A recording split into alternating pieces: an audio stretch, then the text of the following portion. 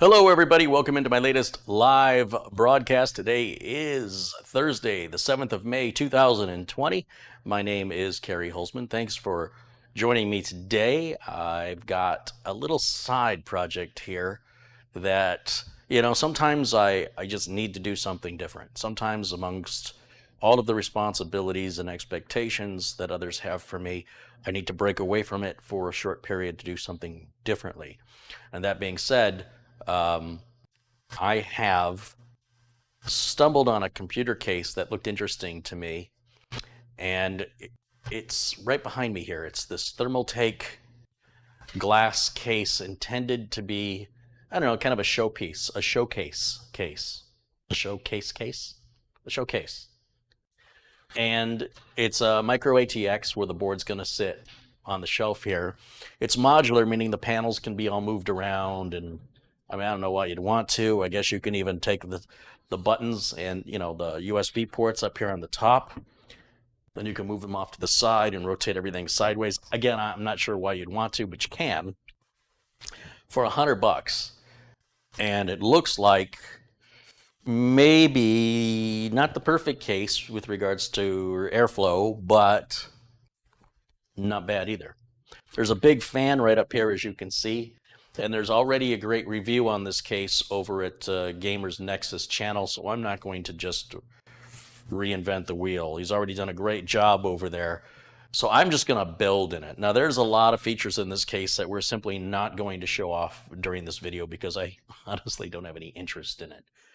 What I'm looking to do with the case is just build something a little different.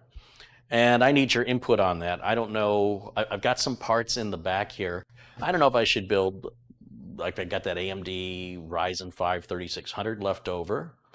And I've got a couple of Intel i7s. I've got the 9700, 9700F, which doesn't have the graphics card.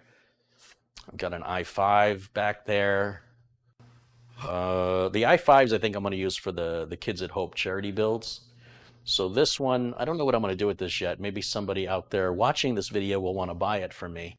I just wanted to put together something different. And it's not going to be filled with RGB, despite the fact that clearly it's designed for that. I just want to use some parts. I've got brand new parts. I've got RAM, I've got solid state drives. And I just want to put something together because it looks like it'll be super easy. It'll be very different from anything I've done before. And that helps keep me interested, from doing the same old thing every day. And just for comparison's sake, I've got the other build here that I did for my friend Ron here. And this is the mini ITX. And this is pretty big for a mini ITX case, but just to give you some form of comparison as to just how big this is and how wide it is. Again, instead of the motherboard sitting vertically in it, the motherboard's going to sit flat right here, and the power supply will go on underneath of it. And that's pretty much the build. I mean, it looks pretty straightforward to build in. A couple of thumb screws here to remove panels. It looks like your I/O shield cutouts right here, right above your power supply, which is very unusual for the layout. Again, we've got this trend in putting a bracket on the outside of the case to secure the PCI cards is something I despise. I think anytime a case manufacturer has to do that, they've made the case too short. And I don't understand the benefit of that. I think the screws that secure the inner components should be secured with the panels to prevent somebody from messing around with it. So I don't like any time the screws for internal components have to be secured on the outside of the case. I think it's bad engineering. Now, again, it's not a bad, from what I can tell, it's not a bad case. For all this glass, you've got 4 glass panels on this for $99 with a great big old fan here in the front. No fan in the back, so if you want to add another fan, it looks like you can put a 140 millimeter back there. Still has room for liquid cooling tubes and brackets you can adjust up here to accommodate practically any size radiator. None of that does me any good. So, I don't know, what do you guys think I should do? Let's take a vote. We can do Core i7 9700 in a microatx gigabyte board, or the Ryzen 3600 in a B450 board. Speak now. What you guys say in the chat, what I see overwhelmingly in the chat is what I'm going to build. That's why there's no parts out right now. Those two computers back in the corner, those are the dual mics. Remember back in January? So those, I laugh about it. It's really terrible for somebody to have to wait that long. But those are finally going to ship tomorrow. So that's the last time you're going to see them, those two back there. And then those are the two I've got waiting the longest. And I'm sure nothing drives people crazier than going, why is he starting something new when he hasn't finished other things he started? There were lots of reasons. There's a lot of reasons. But be that as it may, do know that some customers have had to wait an extraordinarily long time. And the reason I mention it isn't to embarrass myself, but to stress how much work I've got. Clearly, I'm not sitting around staring at them with nothing else better to do. And it's just a time management issue. And so I've had there was only 7 days so far this month. In 7 days, I've had 4 new build requests, and I've turned down the vast majority of them. Some of them are quite complex. They're not easy builds. If somebody's got a super easy build, some standard, like the 8-year build I did, the system that'll last for at least 8 years, that system's super easy to put together, and I could take that on. But somebody who wants something very specialized and they want to control, I need this and I need that, and I'm like, I can't do it right now because otherwise it'll sit here for 5 months. I promise you. Nobody wants that. I don't want it like that. The customer doesn't want it like that. So I'm hoping those of you, looking to build something or have me build something super fancy for you can be patient and perhaps wait till about the fall, and things will hopefully normalize by the fall. At this point right now, unless I get some help, nothing's changing. Everything's backed up.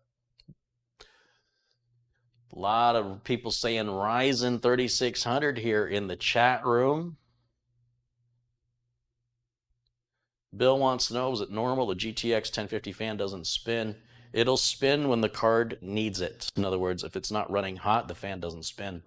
So if you run a graphics demo like the Heaven benchmark on it, when the Heaven benchmark is running, at some point the card should heat up to the point that the fans would kick on to cool it down. Fan or fans, depending on which card you've got. John Wilson, a frequent contributor here and a proud to call my friend, has just contributed $20 in the chat. He says, I hope all is doing good with all this crazy stuff going on. Be safe, y'all. Right on. Everything's fine. Just busy, busy, busy. I saw my FedEx folks for the first time over a month, and they weren't wearing masks or gloves or anything, so that's a good sign.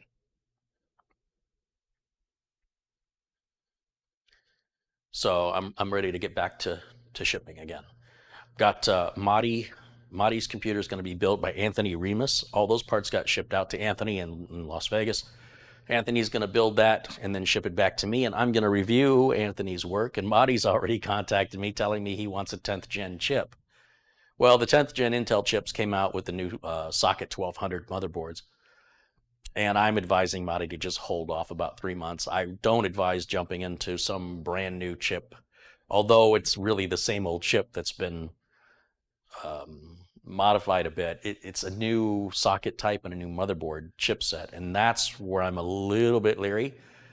However, we do have the other system, the Intel Core i9 9900KS with a 2080 Ti blower style graphics card that Anthony is assembling, slightly overclocked for Madi, and it'll be interesting to see how that goes. It'll be in the Define Fractal Design Meshify C case, just plain black, no window. And Madi did want something different, so I think he's going to be very happy with it. And then once he gets that one, if he still wants to do another one, what am I going to do? Say no? Jeremy Kramer has contributed $20. He says, Carey, great idea to ask us to choose the processor. If you had a full free day to build a PC, how many could you build in an 8-hour workday? Well, if I'm doing everything myself, one day is not enough to do the whole build because the software installation and configuration and all the little minutiae I check, from power options to all the little settings, throwing on VLC and going through the installed programs and removing all the games. That, all the Windows updates, the activation, that in and of itself, just doing the software config is about 4 hours. And then when you compare, when you add that to the time it takes to build the system, you're looking at probably easily 2 hours, I would say. And then when you're going to do the cable management, you can throw another hour on top of that. So you're already at 7 hours if I'm moving pretty quickly. Now, if there's an assembly line or something, or if I'm building something like an Intel NUC, I can build those about one every 20 minutes, but it's still going to be the same 3-4 hours getting the software configured. So I'm not really interested in building quickly. I'm interested in enjoying my time building and in doing it right. I don't care if people are impressed or not impressed by how long it takes me. What I care about is whether or not I'm enjoying what I'm doing, and that I'm doing it right, and that my customer is happy. So unless you're my customer, I really don't care. But it's interesting to me that people gauge that, like this idea that somehow building it faster implies you have more skill. I'm not as fast as I used to be. I don't have as much energy as I used to have. And the process of doing this, I've built somewhere between, I think I calculated between 20 and 30,000 computers. We were building, when I worked at a couple of the computer factories where we were building machines, we were building, I think, 40 or 50 or 60 a day. And we were doing that 6 days a week. Might have been more, but I'm going to be conservative on this. And of those, when I was building, I could slap together, remember it was an assembly line, so I didn't have to do any of the software. All I had to do was slap it together and move it down the line. And those, I would say anywhere from 3 to 10 on any given day that I would personally do. So you do that 5 days a week, 52 weeks a year. I really didn't get any vacation. And you do that over a period of years, and the numbers add up very, very quickly. And then when you add into the repairs and the disassemblies and upgrades and that and the other, I'm kind of combining it all over nearly 30 years.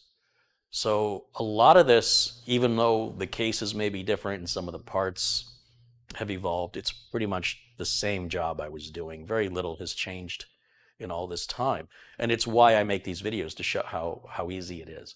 I'm afraid if we turn this into how fast I can do it, it's going to turn off a lot of people who said, oh, I thought he said it was easy, but he went way too quickly for me to understand. And they may never get another chance to have those people's attention, to have them consider that they can do this themselves. Nothing bothers me more than watching one of these cooking shows, and they go through the ingredients so quickly, I can't keep up. I can't follow along. So I don't want to do that. I appreciate the question. I was in second place by, I don't know, half a second or some ridiculous thing at the PC building contest at the Consumer Electronics Show. But who cares? How will the system get error in that case? Well, there are gaps. Right here, there's a gap. And the error is going to go right into that gap right there. And there's a gap right up here, as you can see. So no problem. It'll breathe. Air will come out here.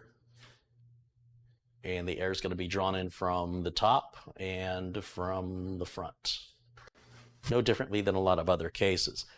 Now, they could have, as Gamers Nexus suggested, put some ventilation holes down these pillars. And he thinks that probably would have let it breathe a little easier, and it wouldn't even look bad if they did it right. And I agree with him. I think Steve's got a point there. But this isn't really about airflow. This isn't about that. Like, you're not getting the point of this. The point of this is to be on show. It's to be pretty. It's not to be smart. It's not to be particularly useful other than its purpose, which is to be aesthetically pleasing to the eye and to draw the attention of the eye. That is why it exists. So when we have cases built to a certain purpose, there does tend to be a certain fraction of the audience who doesn't understand that. They don't grasp the concept. Certain cases are designed to meet certain needs, just as you can buy tennis shoes, CrossFit shoes, hiking shoes, cleats, slippers, flip-flops. These all serve different purposes, and to suggest an improvement on a flip-flop to make it more like a tennis shoe, you're missing the point of the flip-flop, of the sandal.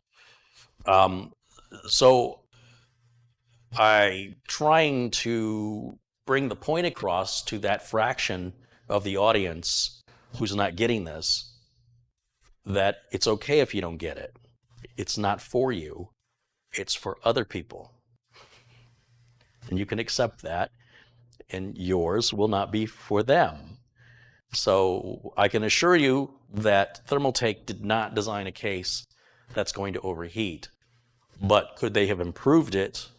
Clearly they could have improved it. Is it necessary? No. They decided at some point that the aesthetics were more important, were the most important priority in this case design, and that's where the engineering team clearly focused their efforts. And there's a couple other little things. The modular part of the case, the modular function of being able to flip things around and backwards and upside down, appeals to somebody somewhere. But that was also a very high priority in this case design. I don't know where airflow fell on the priority list, but it ain't in the top 2. But it's not going to be a problem. The air consideration would be mostly an issue for people that are pushing their systems beyond the way the parts were engineered. So in other words, overclocking. Now the case does have room and the option for a open loop liquid cooler, which would imply it's designed for overclocking, which you would think would have better airflow. I agree with you on that point. However, it'll still get the job done. Even if it's not going to get it done as best, it'll get it done acceptably. It'll still work. So that's my thoughts on that. Thank you for your questions. Thank you for the contributions, guys. Did I mention that 50-pound contribution? That's a big contribution. Let me go back and look that up. Where was that? Ryan Farmer contributed 50 pounds. He says, stay safe, you guys over the pond. Thank you, Ryan. That's a very generous contribution. I appreciate that. The Republic of Dave wants to know if I have any 10th gen builds on the horizon. Not at this time. Nobody has ordered one.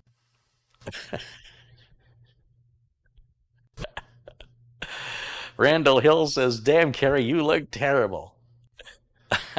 This ain't a fashion show, man. I don't know what you're expecting, but that's my face. Good to see you too. Jeez.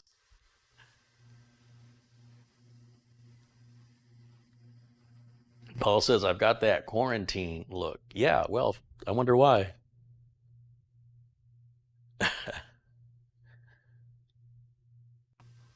Can you build and ship during COVID? I can now. Yes. It was a little touch and go the first couple weeks. But yeah, I can do that now. Everything looks pretty good over at FedEx now. They've reduced their hours. If I don't get it out of here by 6 o'clock, I used to be able to go there later at night, get out of the heat, get away from the crowd of people getting home from work and picking up and dropping off packages at FedEx. So they used to close at 9 o'clock at night, so I would get there about 8 o'clock. Now they close at 6.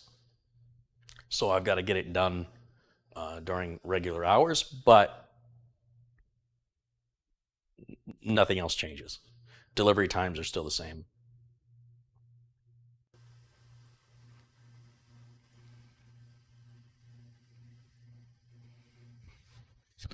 Got a fly in here. Martin says, thanks for your videos. I'm learning a lot from you doing your videos and lectures. Cool. Thank you. Danny says I should come up with a vaccine for COVID-19. Yeah, I wouldn't have to listen to people tell me how terrible I look if I was holding a needle with a vaccine in it. I bet they'd have nothing but compliments for me. I know Randall's just giving me a hard time, but you know, you can get a hard time back. Don't dish it out if you can't take it.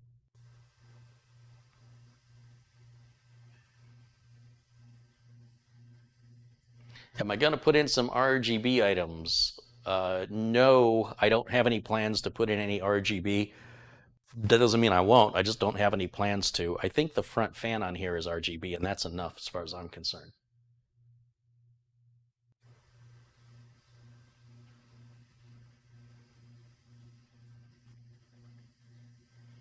Carey, when's the pizza making? When I can get some room in my kitchen to cook.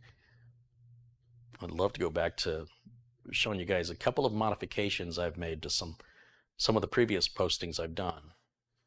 Little evolution's taken place there. It's Tech Time has contributed $2 and says I got a few computers to fix and a pressure washer.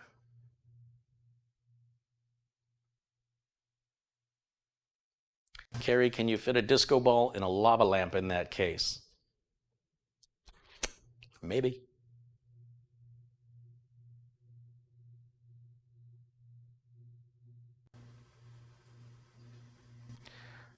So what did we decide on, guys? Did we go Ryzen or Intel? Ryzen or Intel? I see a lot of Ryzen. Well, Rayleigh saying Ryzen over and over and over doesn't count is like a bunch of Ryzens. What, you know, once you say it the first time, that's your vote, man. Techman wants the Ryzen. Edward wants the Intel. Paul wants the Ryzen. Kenny wants the Intel. Daniel wants the Ryzen. Wesley wants the Intel. We're like 50-50 here. Armand and Martin want the Ryzen. Tixeld wants the Ryzen. Ron wants the Ryzen. Paul is sick and tired of hearing about AMD and Ryzen. John wants the Ryzen. Wonder Woman says the Core i9. I'm not going to put the Core i9 in this. No.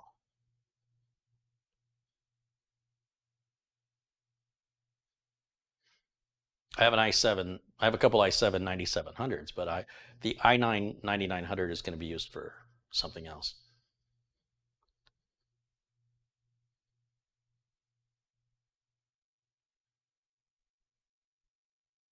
But it looks like I can't go wrong no matter which one I pick, huh?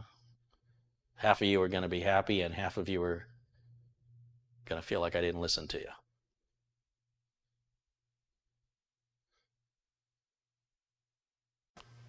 Carey, has your business took much of a hit with what's been going on? Yes. Yes. My business went from busy to, oh my God, how do I make this thing stop?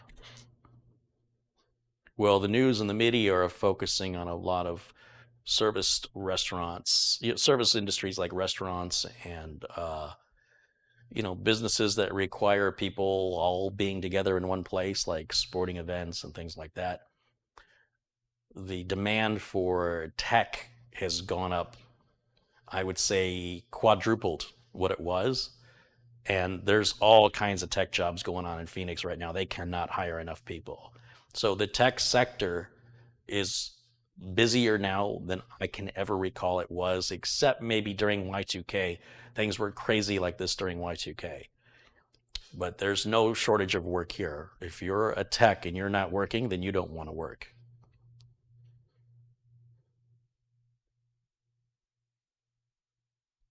Carey, did you do any more testing with the Gigabyte NVMe solid state drive that you had problems with on the last build? Wayne, no, I haven't gotten back to it yet. It's on my to-do list.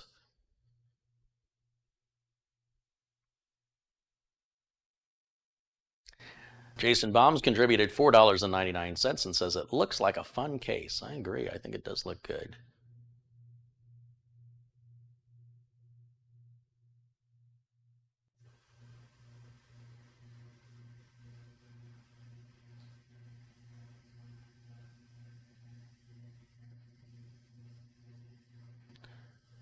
We're just all over the place on these suggestions. It is almost 50-50 Intel versus Ryzen on this build.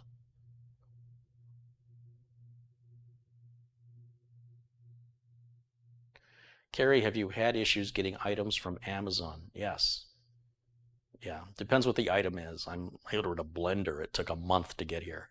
But other stuff arrives in days. Some stuff arrives same day.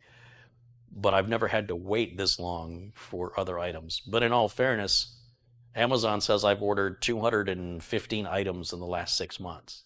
So I might be ordering more than the average person. I've got parts coming in for the computer build I'm going to do with Steve Bass. He and I are going to build the same computer together virtually online. Well, not virtually, but what do you want to call that? He'll be in California, I'm in Arizona, and together we're going to put together the same part. I'm going to show him, then he's going to do it until we both have both of our computers, which are perfectly identical, built together, including installing Windows 10. Steve is not a system builder, so this should be fun. And those parts, I think, will be here by the 15th. So today's the 7th. Normally with Amazon, I get stuff within 2 or 3 days, and you can see that's going to take upwards of 8 days before we get all the parts. Something's being held. I can't remember what it was. Intel, AMD's already selling pre-orders for their new Ryzen 3 3000 chip, or 3000 series chip. Amazon's taking pre-orders for $120, which is the retail price. Of course, there's no motherboard out yet. Motherboard may not be out till June, but those motherboards won't be backwards compatible. So you'll have to, if you're getting a Ryzen 3000, you won't be able to put an earlier Ryzen on those new boards. And this Ryzen 3 3200 for $120 is 4 cores with 8 threads. And it's supposed to be on par with Intel's 4-core, 8-thread i7 4770, I think. Like it's on par with that. But instead of $350, it's $120. Back when that chip was, when the 4770 was out. According to some of the reviews I've read. So I pre-ordered one for the sake of experimentation. I generally avoid the 3 series processors from AMD and Intel. But I thought, it's $120. Might make an interesting video. I wouldn't sell it to a customer. I would have to test it for a while. So I'm not advising anybody buy this unless you're a pioneer and you like experimenting and being the first one to have problems and having to wait for those problems to get addressed. I would not buy into new technology. But it can make for a good video that gets a lot of views and makes me money. For $120, I thought, what the hell, I'll pull the trigger on it.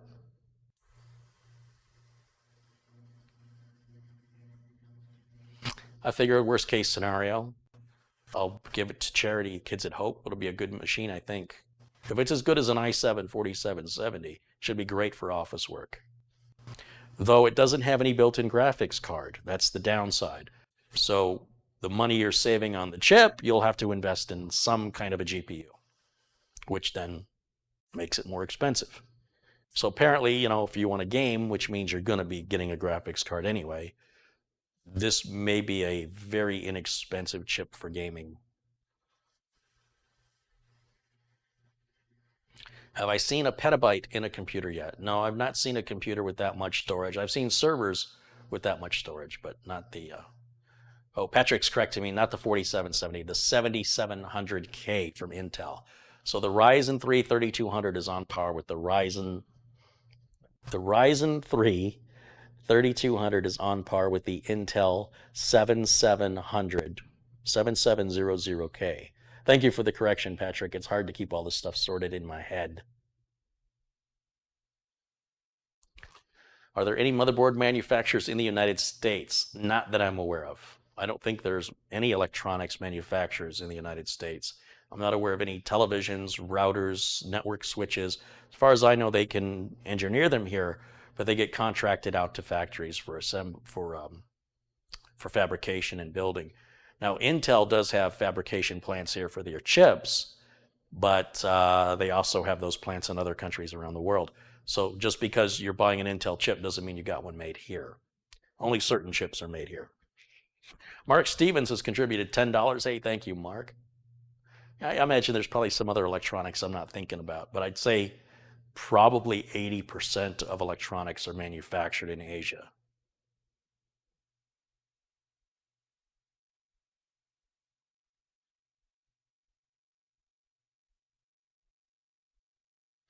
So we got 541 people watching live right now. Welcome in, everybody. Catherine says there's a 3300 and a 3100 or the 3200G. Well, which one did I order? I don't even know. I just did it. I can't even. All these numbers, when you deal with the megahertz, the cores, the threads, and then the model number, and then you combine that with all the pre-existing ones, and now here's a new one.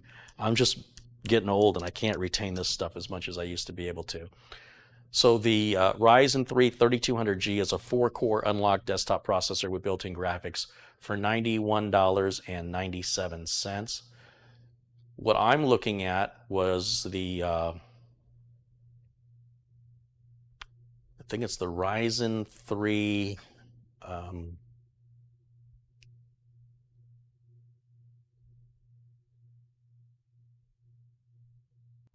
3300. I think it's a 3300. It's $120. That's whatever one is $120.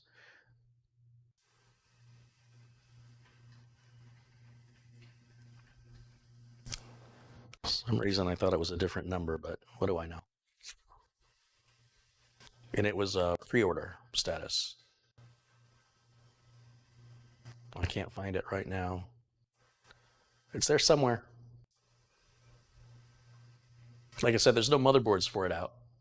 So it'll be interesting if I get the chip and then I have to wait for a motherboard to get released. And it's all going to be PCI Express 4 on these motherboards as well.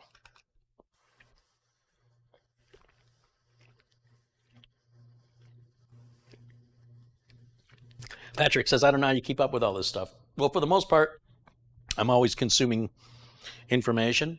And then the question is how much of it I retain with detail. Like I know the gist of it, and then when I have to explain it and sort of parrot back out what I've read or what I've seen, unless it's just something I did 5 minutes ago, the more time passes, the more the gaps fill in until I get some hands-on experience and start really working with it. And then I get to know it intimately. And then, of course, I remember it then.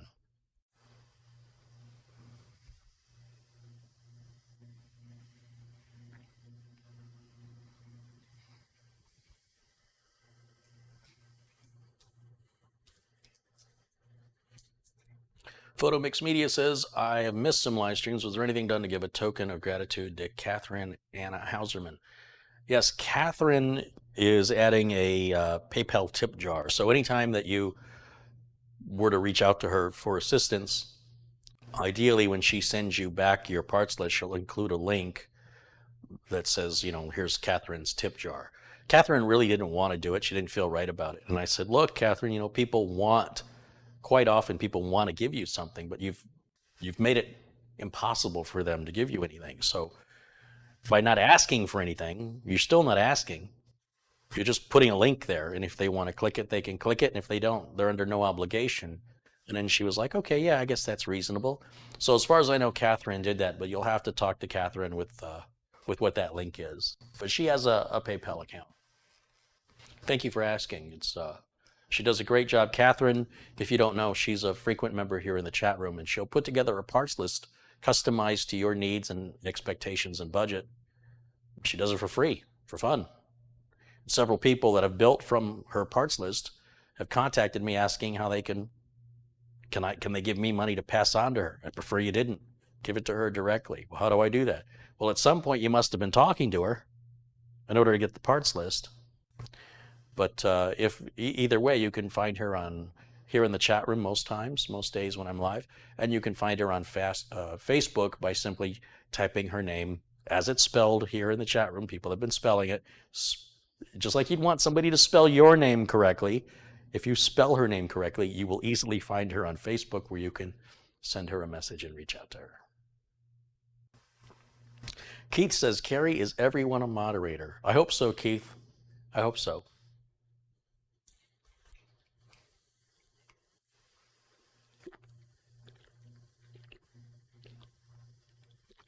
Yeah, Catherine is in the chat today. There she is. Maybe Catherine can put a link to her PayPal account tip jar right here in the chat. Looks like there's a few people that are looking for you, Catherine.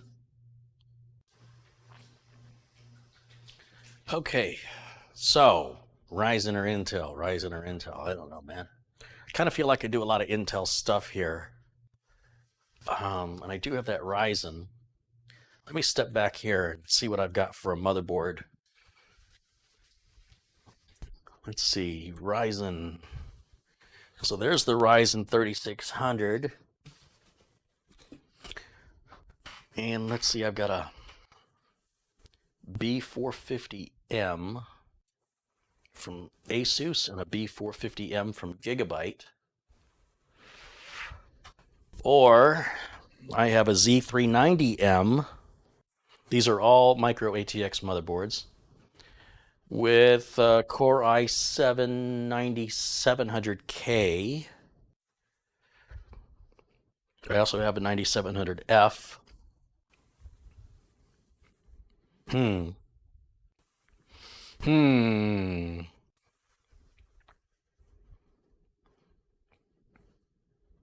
You know, I think I'm going to go Ryzen, guys. I'm so accused of being an Intel shill. I can't think of any better way to give those people a middle finger than by building a Ryzen. It's funny, though, the people who call me an Intel shill never give me a penny. They never pay anything for these videos. They just take and complain. Take, complain, complain, complain. So I don't know why I should try to humor them. However, I do have the parts. They have to be built at some point anyway. So, why not build it today? Varney says, Carey, you look very tired. That's all right. Nothing wrong with looking tired. It's what happens when you work for a living.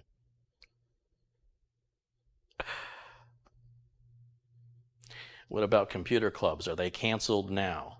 Here in Arizona, the computer clubs generally only meet in the wintertime.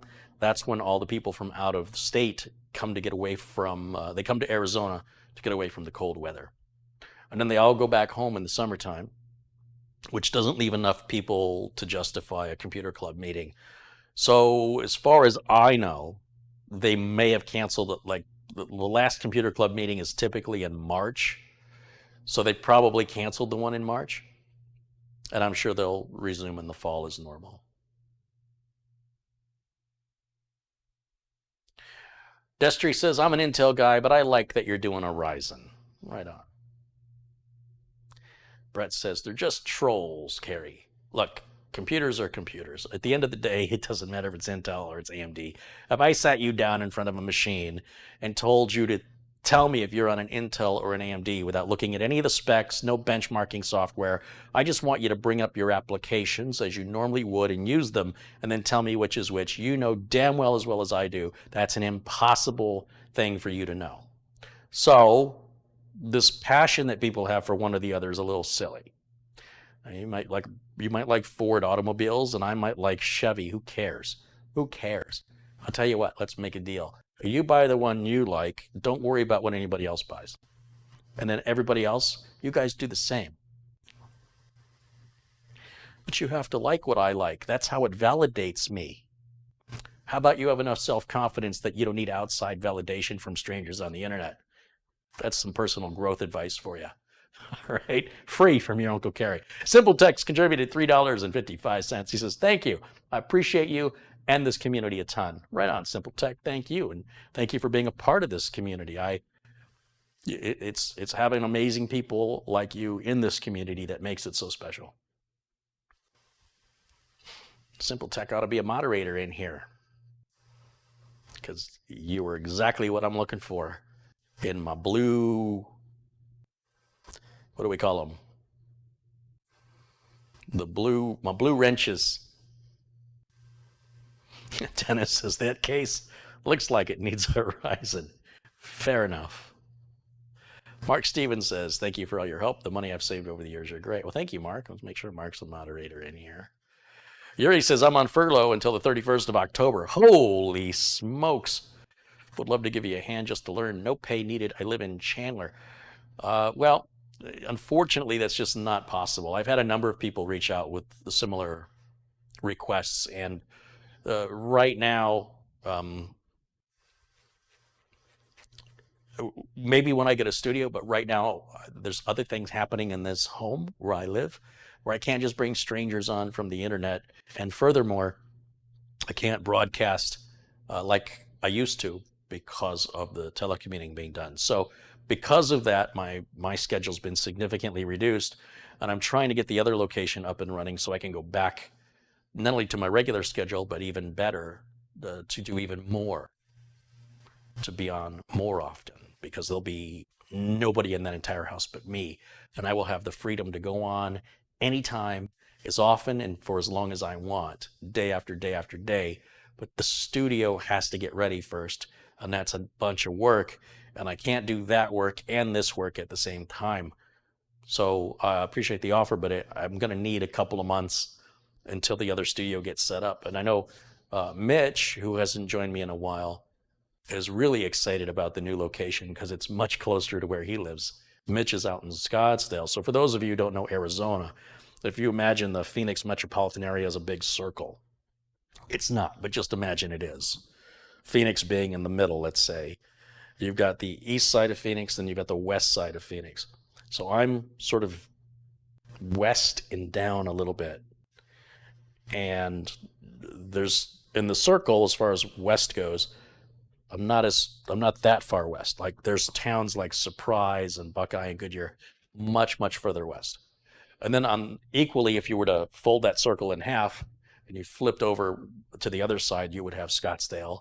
And if you went up towards the top of the circle, you'd have, continued towards the edges, you'd have Chandler and Mesa, Tempe, and then Scottsdale's down below that. So basically, Mitch is on one side of the circle. I'm not quite at the edge, nowhere near the edge actually, but nowhere near the middle.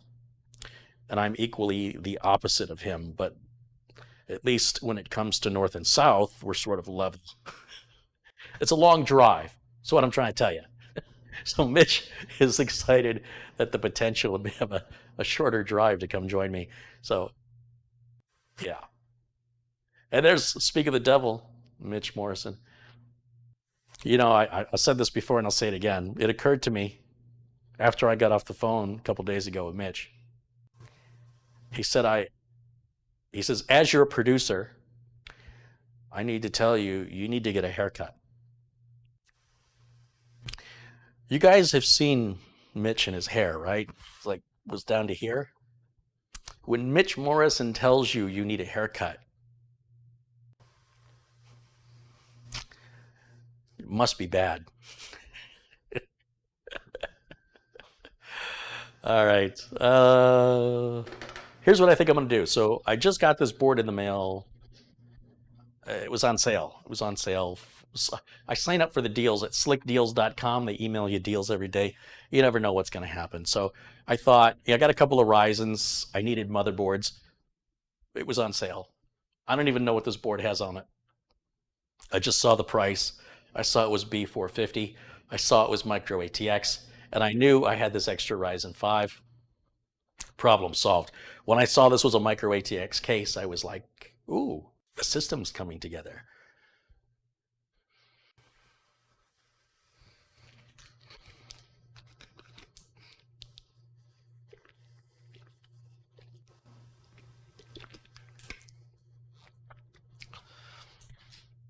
So my friend Ron's system, for those of you that were following along with this mini ITX build, I put the two Noctua fans in here. It's dead quiet. I'm going to have to do just a very minor cable management on this, but it's running everything perfectly. Windows is activated. Everything's super happy. I'll grab a couple of nylon zip ties and tie that up. The panels just snap back on. There's no screws. And it'll be ready to go out into the mail to Ron here probably by the end of next week. I hope, maybe even sooner than that, depending on how things progress with the other builds, hint, hint, nudge, nudge, that I've got to get out. So I'm going to move this aside for right now. I just wanted it up here for size comparison and to tease Ron a little bit so he could stare at it and say, oh, so close yet so far away. We'll just set it here for now. Let's take a look at the board and see what we got. Prime B450MA Aura Sync. Ooh, Aura Sync. Well, that's the selling point right there.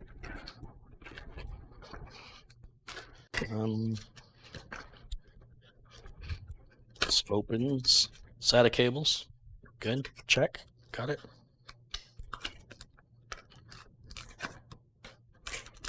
Motherboard. Cardboard. Manual. I/O shield. M.2 screw. ASUS Control Center Express. Please enjoy your license key during the deployment of ACC Express. I guess I'm not supposed to show you my license key for something I'm never going to install. There's drivers for a drive we don't have. No place to put a drive on here. I suppose we could plug one in externally via USB, but we are not going to use that. Owner's manual. And the last thing in this box, there's a couple of pieces of paper in here that supplement of updates to the ASUS warranty, B450 series specification updates, blah, blah, blah. Okay.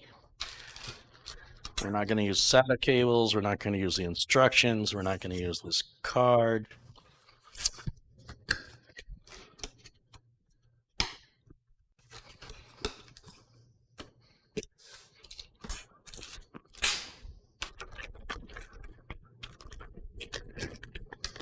Hey, look, ASUS doesn't tape the anti-static back closed. They're not worried about the motherboard escaping. Good for ASUS. Here's the board. Let's see what kind of video outs and stuff. Let's see what kind of stuff this board has. Oh, it's got a little everything there. We got separate PS2 ports for keyboard and mouse, just like the 90s. VGA and DVI and HDMI out, which is super cool. If you've got a CPU that has built-in graphics, otherwise those are just there for looks. You've got 6 USB ports there with a built-in Ethernet and regular audio. And then as far as any upgradability goes, we've got 4 full memory sockets, which is wonderful, and 1 M.2 socket. And that's all there is. So that'll work. That's exactly what we need for this build. Just set that down. And somehow this all comes apart. I guess I'll just start taking off pieces. And hopefully it'll all start to make sense. Oh, it's got a little metal frame on the edges. And then the screws, so that way they're not drilling through the glass. I don't know why that's a big deal. They're like, you know, look, I grew up in the 70s. And every car had a window frame around the windows. So when I see a hole drilled through glass, that looks modern to me. When we go back to putting frames on windows, it looks old-fashioned. However, because the edges of the glass are black and the frames are black, unlike in the Silverstone where they put chrome and they really highlighted those frames, it actually looks pretty good. I'm okay with it. Thank you for asking. Nobody asked. Now here's an interesting thing. These don't seem to have any. Can I unscrew them? I don't see any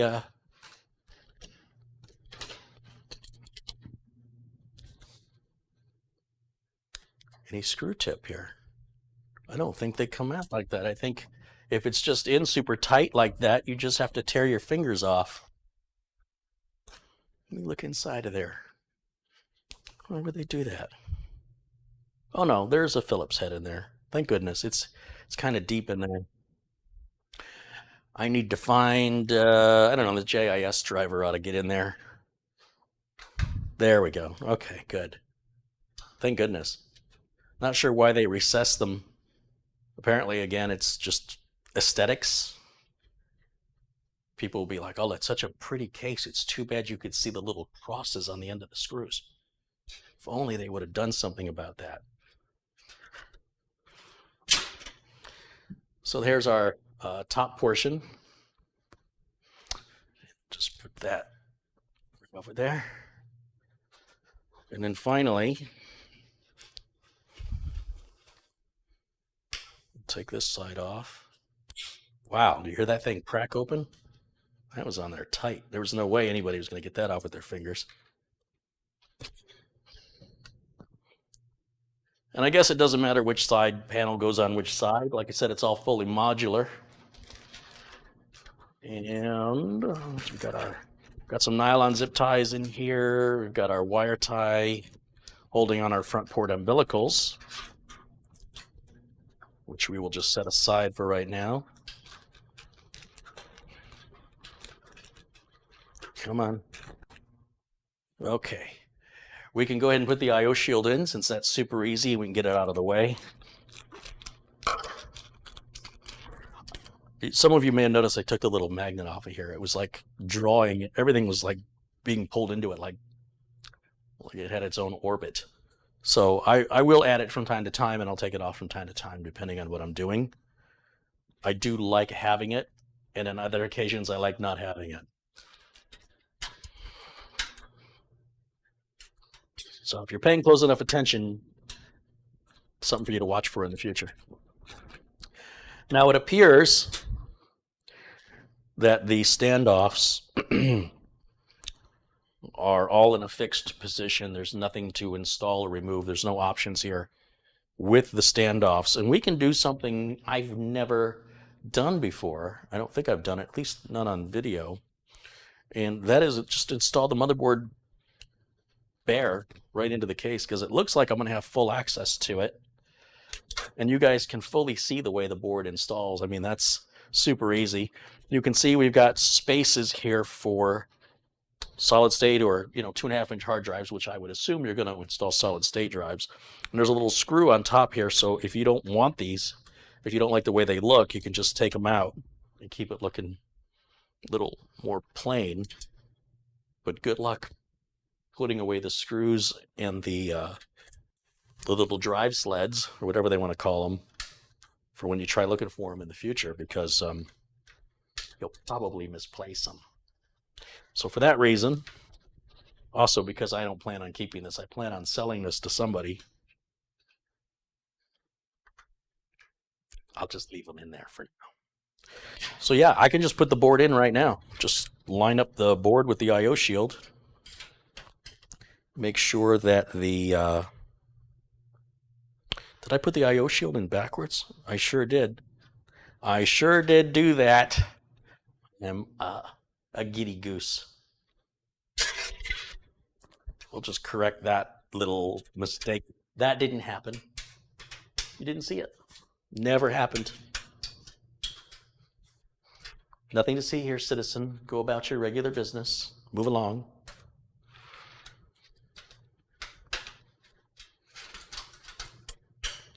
Look, he made a mistake.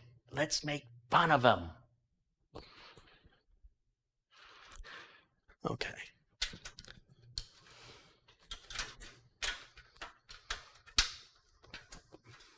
Wow, there's a lot of little grounding straps on this I/O shield to get trapped potentially over these ports.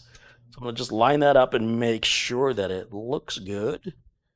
And in this one of these bags, let me get rid of this.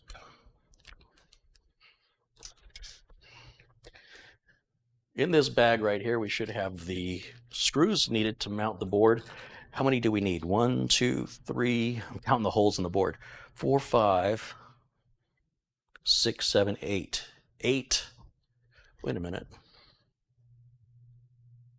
Yeah, I guess that's right. I was expecting there to be a mounting hole down in this corner, and there isn't. So then my next thought was, well, is there a standoff under there that I got to be worried about grounding out?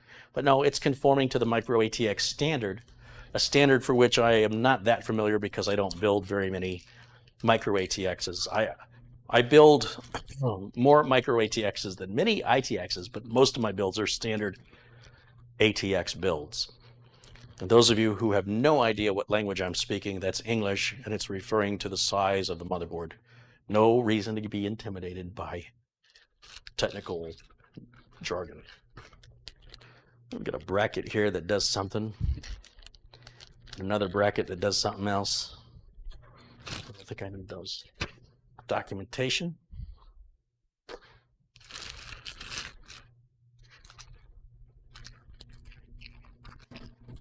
Oh, it's not even a Ziploc. I got to cut this bag open too.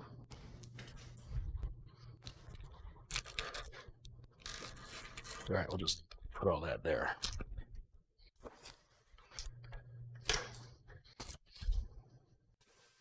A couple of contributions came in while I've been talking to myself.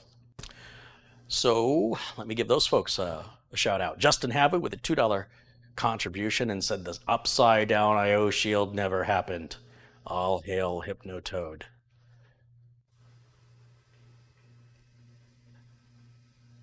Chris Mahoney's contributed $10. Hey, Chris, thank you so much. Make sure Chris is a moderator in here. I appreciate that. Raymond Brasias has contributed $20. Hey, Raymond, thank you so much. He says, keep up the good work. I sent you a couple of donations via PayPal also. Right on, Raymond. I appreciate that. Thank you. Mats Carlson with a 50 Norwegian krona contribution. Thank you, Mats. Appreciate that. Did I get everyone? I think I got everyone. Wait a minute. Where is it? There it is. Okay.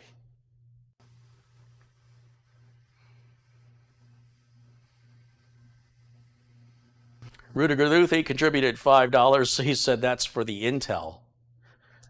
Yeah, well, we got the Intels coming up. JC's contributed $25. He says, thanks for everything, Carey. And though this isn't because of the birthday message, I've been teaching myself Windows since 1998, and the information you supply is invaluable. No donation could be enough. Take care. Well, very nice, JC. Thank you. Make sure JC's a moderator in here as well. Mark Stevens with a $10 contribution. I'm not sure if I caught that earlier. David Anderson with $4.99 says, you had me cracking up when you said I was happy with my computer until I benchmarked it. What are you going to do? What are you going to do? Again, Justin's contributed $10 from Justin Havu. He says, new build that he did is working fabulously. He used a Gigabyte B365 HD3 with a Core i5 9600K, 16 gigs of RAM with a 660p Intel M.2 1 terabyte NVMe drive, using a Sapphire RX 570 graphics card, and a Corsair 200R, and an EVGA 750 watt power supply. Very nice.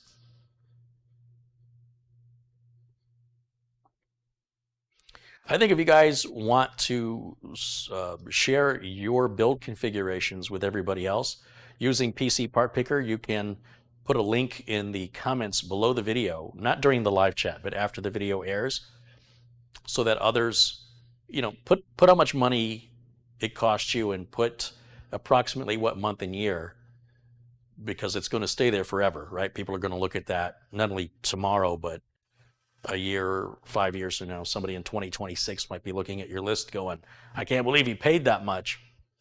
But, you know, just to keep it relevant, I've posted a couple of old videos, for example, and there's been a couple of commenters saying, wow, wherever you filmed that, it's terrible. It's like, that video's 10 years old. It was a standard definition camera. It's the same kitchen, and I'm 10 years younger. You didn't put that together? You thought it was new content? So this is the internet.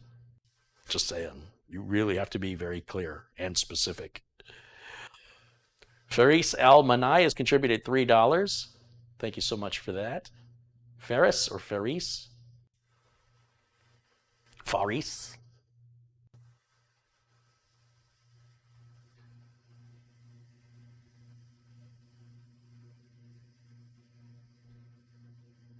Sanjay says the new Zen 2 based Ryzen 3 3300X and 3100 both run fine on existing motherboards, so you won't have to wait for a motherboard, as you mentioned earlier. Yeah, thank you for that. Actually, the concern was that the new motherboards that are designed for the these new Zen 2 based chips are not backwards compatible. That was the point I was trying to make, and I'm not going to put this new chip in an old motherboard, because to me that's just stupid. I just can't see the logic in doing it. My intent on the 3900X that's running the streaming computer was to put an X570 board in there. And I ended up using the X470 board that I already had, though it wasn't my intent. And I did it because I just had so much work to do and so much money to spend. And I thought, well, if it's going to work, then I'm just going to do it. But I guess what I'm saying is sometimes I change my mind when circumstances require it. But my intent is to always pair a new chip with a new board. Otherwise, I don't see the benefit of getting a new board with an old chip or a new chip with an old board. There are obviously going to be some features you're going to sacrifice. And in the case of the Zen 2, the PCI Express 4.0, namely, is a benefit you will lose, which may not be important. On the scale of things, it may not be important. But if you're making YouTube videos where you're being criticized by every wannabe on the planet, there gets to be a point, because these people think they're being original when they're like, oh, you paired this new chip with this old board, and they don't think like 1,000 people before them haven't already said that. They think that's an original. Anyway, it starts getting old, and then you're like, all right, okay, I'll get the new board and the new chip, and then all those little nitpickers could find something else to pick nits with. It really gets old. It's funny to me. I've had a video up for 7 years, and in that 7 years, it's been viewed over 1 million times. And people leave a comment like they're the first one to watch it, and they're the first one to have this idea. And I'm like, okay, Carey. I think they make some medication for this. I wonder why he looks tired. Come on, let's all say the same thing to him over 7 years. As though he's never heard it before. Because we're that smart. We came up with it before anybody else.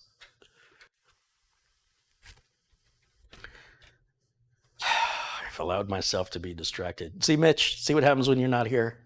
What was I doing? I don't even remember. I was putting screws into this thing, right? It's going to secure the board. I need Mitch here to kind of get me back on track when I do that. Got to grab some glasses so I can see these screws. We've got a bunch of different screws here. Lots of case fan screws. Why do they give me so many case fan screws? 1, 2, 3, 4, 5, 6, 7, 8, 9, 10, 11, 12 case fan screws.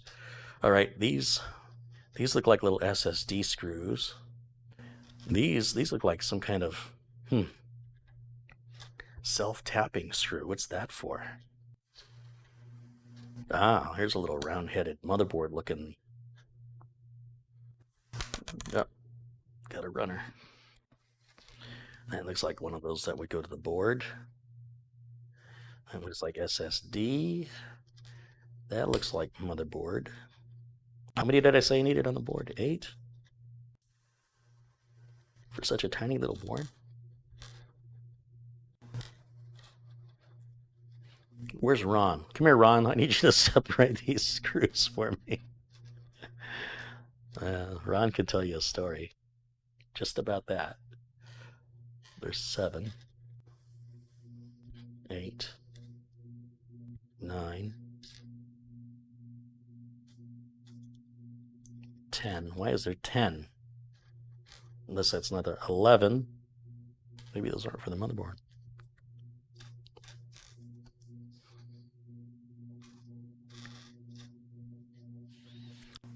What did that meeting sound like when they were deciding how many screws to include with the case? Should we give them 10 or 12? 10. No, 12. No, 10. No, 12. This settles it. We're giving them 11. Let's go to manufacturing. Sign off. There are a couple of standoffs, I guess, for some boards that don't conform to the microATX. Or there's a version of microATX that requires that. Yeah, 11. What a weird number. And 4 pointy ones, 4 self-tapping. And 4 standard. Oh, that's got to be for the power supply. So those got to go to the power supply. Though typically a power supply includes the screws. And these are all fans. SSD, fan. fan, SSD, SSD, SSD, fan, fan, fan, SSD. Okay. Did you get all that? Don't make me repeat it.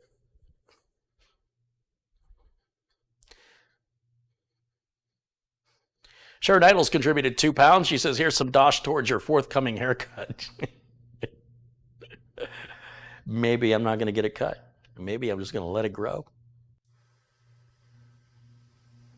Maybe this is my new thing now. Or maybe I won't shave either.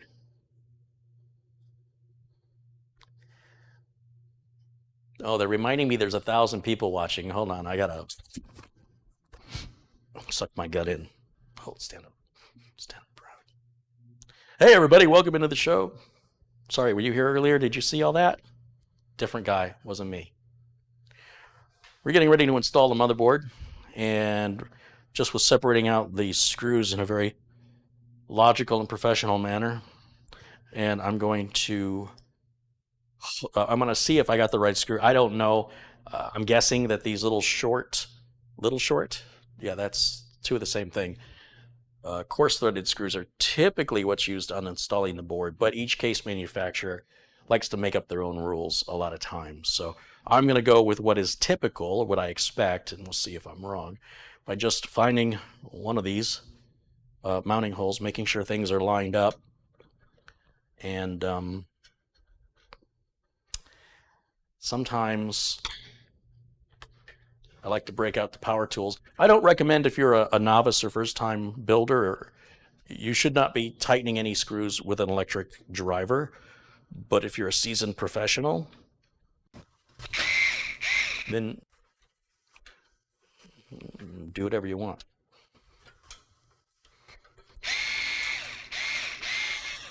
So I'm having, so one of two things is happening here. Either these motherboard mounting holes are not lining up correctly, or I've got the wrong screw. So in order to do this, I have to wear some magnification glasses and add some light so I can verify that the mounting hole on the board is lining up properly, and it isn't. I can already see it's not. So right about there, if I hold it with one hand and drive it in with the other, maybe that'll get her done. Yeah, that does appear to be the correct screw.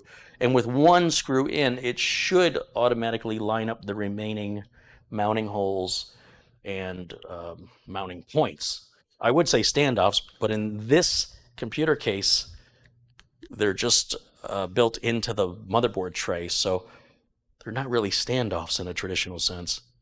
And ordinarily, I would not tighten these screws all the way down. I would get all of the screws started first, so that way you can shift the motherboard around, up and down, left and right, to get all the other holes mounted, not mounted, but aligned properly with the base underneath. But this just really looks, once I put that first screw in, it looks so straight. I was like, yeah, I think I'll be all right. And if I'm wrong, it's really just more work for the electric driver. It's not more work for me.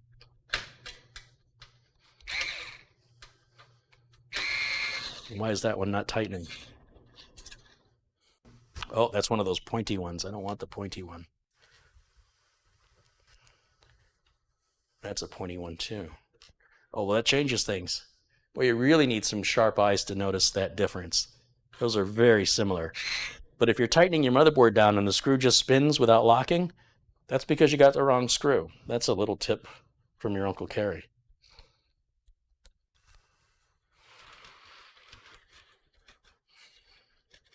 So you can see the little point where the screw goes, right? Let's see if I can put this down and I'll show you. I'll show you. We go right about there, I think. And you can see that point right there lines up with the hole just above it. Similarly, that one there and that one there. Those are the three remaining. Is this not focusing properly? What's going on?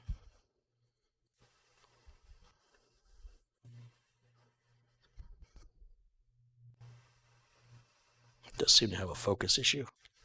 Let me see if I can adjust it. Put it on manual.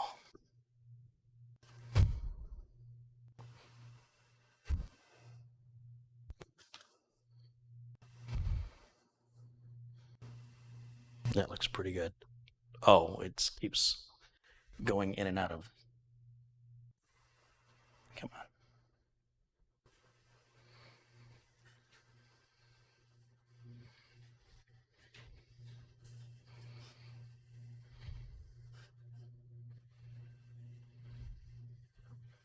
Yeah, it's just going to fight with me. All right, never mind. Let me just put these in real quick and we'll put the camera back. Maybe if I just back it off just a little bit, it'll cooperate a little more. So just 3 screws left. And they gave us 1 extra, which I don't know why.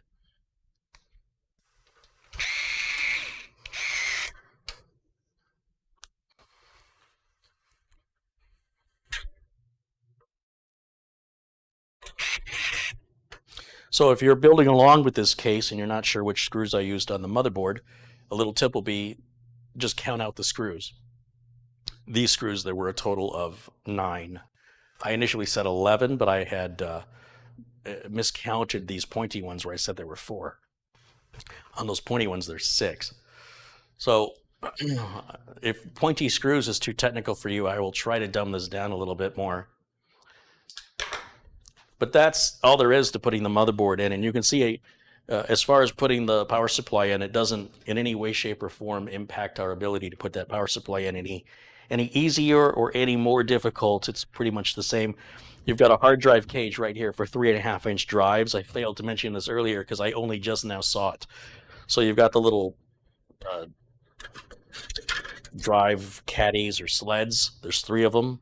So if you wanted to put some traditional 3.5-inch mechanical drives in here, you certainly can have up to 3. And of course, as I mentioned, up to 3 2.5-inch drives here along the sides. Then, of course, combined with the M.2, you've got a whole bunch of storage options on the case, which is a nice touch. I also like that the top of the case has both USB 3 and USB 2. Not 1 of each, but 2 of each, because the connector gives you 2.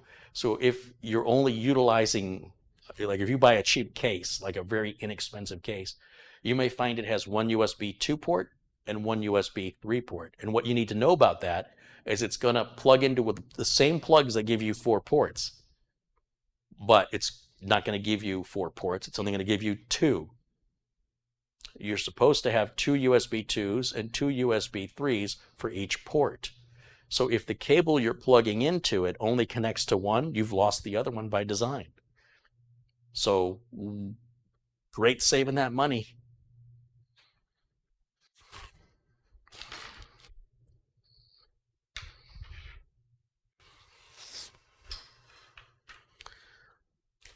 Processor I've got today is a Ryzen 3600, 6-core, 12 threads, 4.2 gig.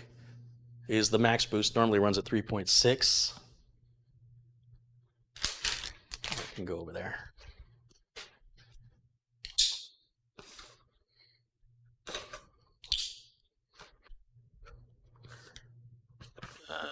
Do I need graphics? Oh yeah, I guess I need graphics for this, don't I? If it doesn't have a G after it on the AMD line, on the Ryzen series, you got to have that letter G after it if you want built-in graphics, which is fine for office work and maybe some very light gaming.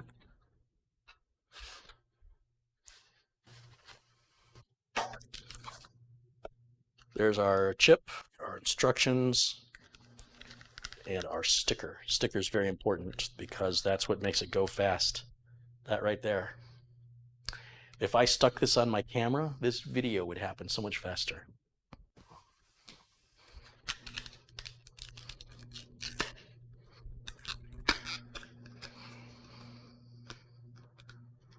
And notice that the way I'm holding the parts, always hold the parts by the edges. You don't have to worry about any electrostatic discharge. There's nowhere for this static to go. And listen, there's a lot of people on the internet who know a lot more than I do who don't have their own business for 30 years, who've never really built more than their own computer, if even that, who will tell you I'm wrong. So obviously you need to listen to the person you think might, I don't know, have more basis for their explanation. But it's not a contest, it's not a game, and I don't win anything based on who you choose to believe. So just saying, don't let that stop you. All right, now this chip is only going to go in one direction. There's typically a little indicator of a little dot or a golden triangle like this on the bottom of the chip. Why AMD puts this little golden triangle on the underside, I can't see the underside when I'm installing it. Might need to write to Sue Lin or whatever her name is and let her know. Just so you know, I don't install the chip this way. I don't know how you guys do it, but I install it this way. And putting that little gold triangle on the bottom, not real useful to me, man. But hey, I don't want to be an Intel shill or anything. God forbid I say anything critical about AMD, because they're allowed to get away with stuff.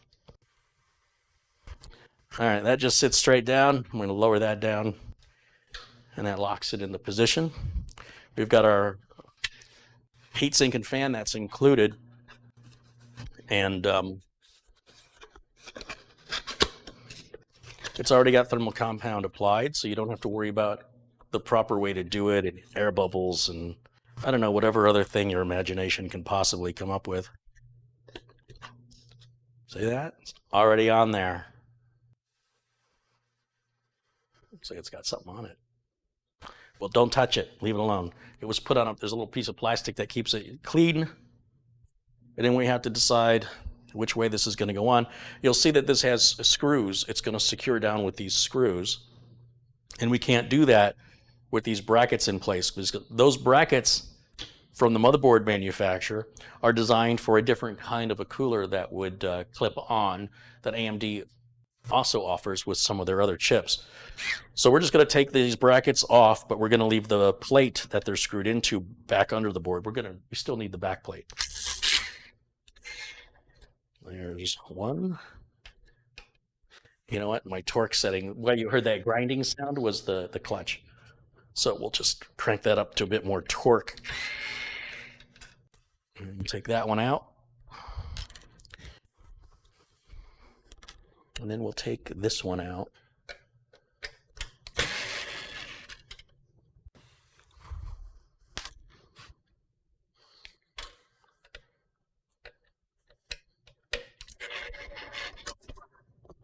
And that was the back plate falling through the I thought that underneath the board it was solid. I didn't notice there's a big hole under there. So the back plate just came crashing down, and it's laying on there, right down there. But it's not a big deal. It just kind of surprised me. It's a little surprise. So what we're going to do is now we have to decide which way we want to put the fan on. We can put it on this way with the cord going towards the RAM, which doesn't seem ideal. The other problem putting it on this direction, you see the way the top of the AMD cooler bulges out like this? If you put this towards your RAM, it sort of makes the first RAM module very difficult to get in and out of with many motherboard designs. So for that reason and that reason alone, I'm going to rotate this. It can only go on either this way or 180 degrees, because it's not perfectly square like an Intel cooler. It's rectangular, so it can only go on one of two possible ways. An Intel cooler can go on every 90 degrees. This one's got to be 180 degrees. It's got to be spun halfway around.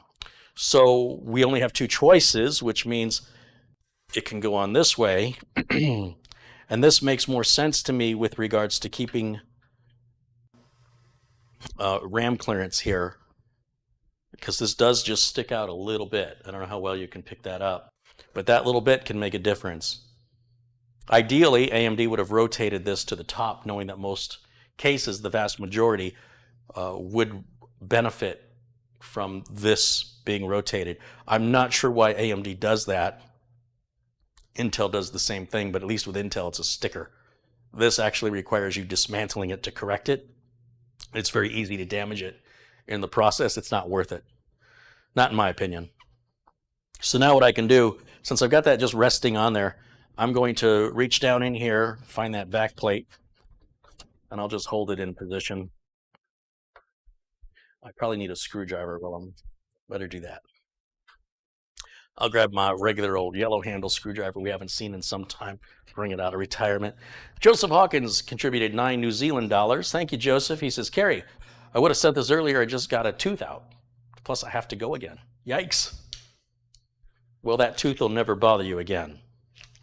Sounds like. Thank you, Joseph. Now, if I want some more room to work in here, right? So I can get my hand in here pretty easy to hold that back plate. But this whole hard drive tray, remember I said this is modular, this whole case. That means every part of the case comes off, including these rails up here on the top. These come off, and you can adjust them for different radiators and such. They slide around and they come off.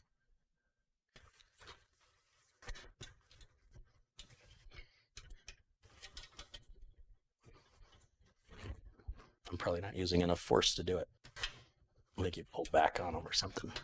Anyway, I'm going to leave them up there because I'm not using them, and they're not really in my way. I was just going to show you, but Gamers Nexus pulls these things off and moves them around, and I'm sure there's some little release or something I'm not hitting, and I honestly don't care. So, yeah, let me go back to what I was doing, which is I'm going to put this back plate back on, and the back plate, this is what it looks like. This is stock. It doesn't have to go on any particular, whatever ways. I'm going to line up one of those two directions. And I can even, if I want to, I can come in, since I don't have a power supply, might be a little easier for me to just bring it in right through here and then hold it.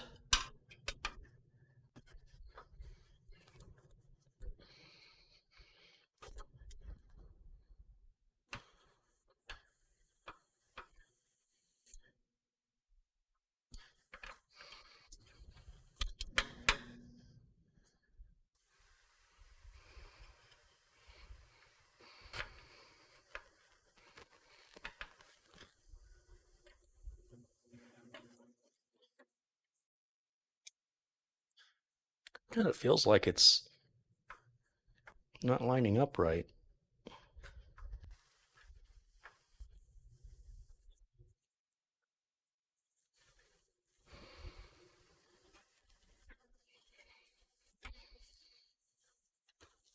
Bear with me for a second here.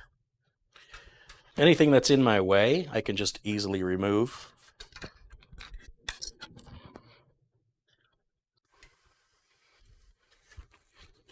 What is it jammed up against? Oh, I see what I did. So the motherboard tray, I've kind of placed it right up against the inside of the motherboard tray. So I went from a circumstance where it wasn't staying in, and now I was having a hard time getting it back out. So you can see I've got real easy access to this. Even this one, I can get this one out of the way. And I have full access now from both sides, so I don't have to take the board back out. And I can just line it back up. I can just line that back up, I said.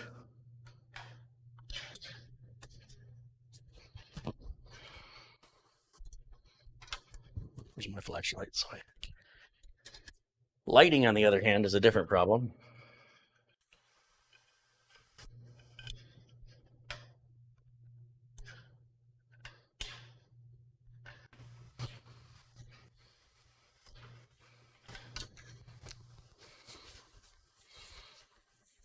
Just use my third arm.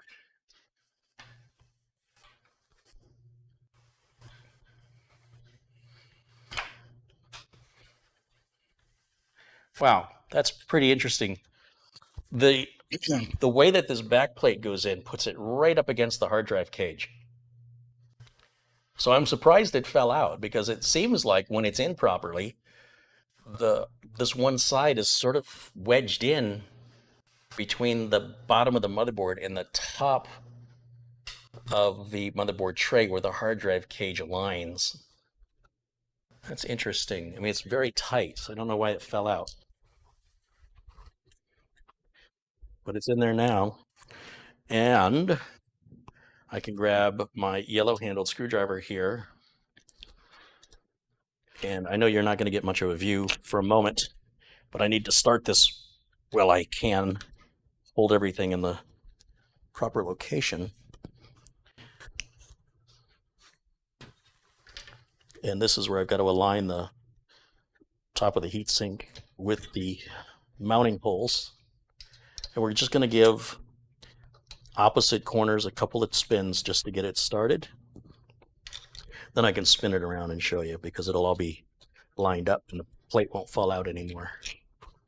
So that's what we're looking at right there. And then this power cable needs to come across this way. So with that, I gave that one a couple turns. We'll give this one a couple turns. You can see that back plate's still pretty loose. I can't tell if I'm biting into it or not. So I'm going to have to just kind of hold it just to make sure.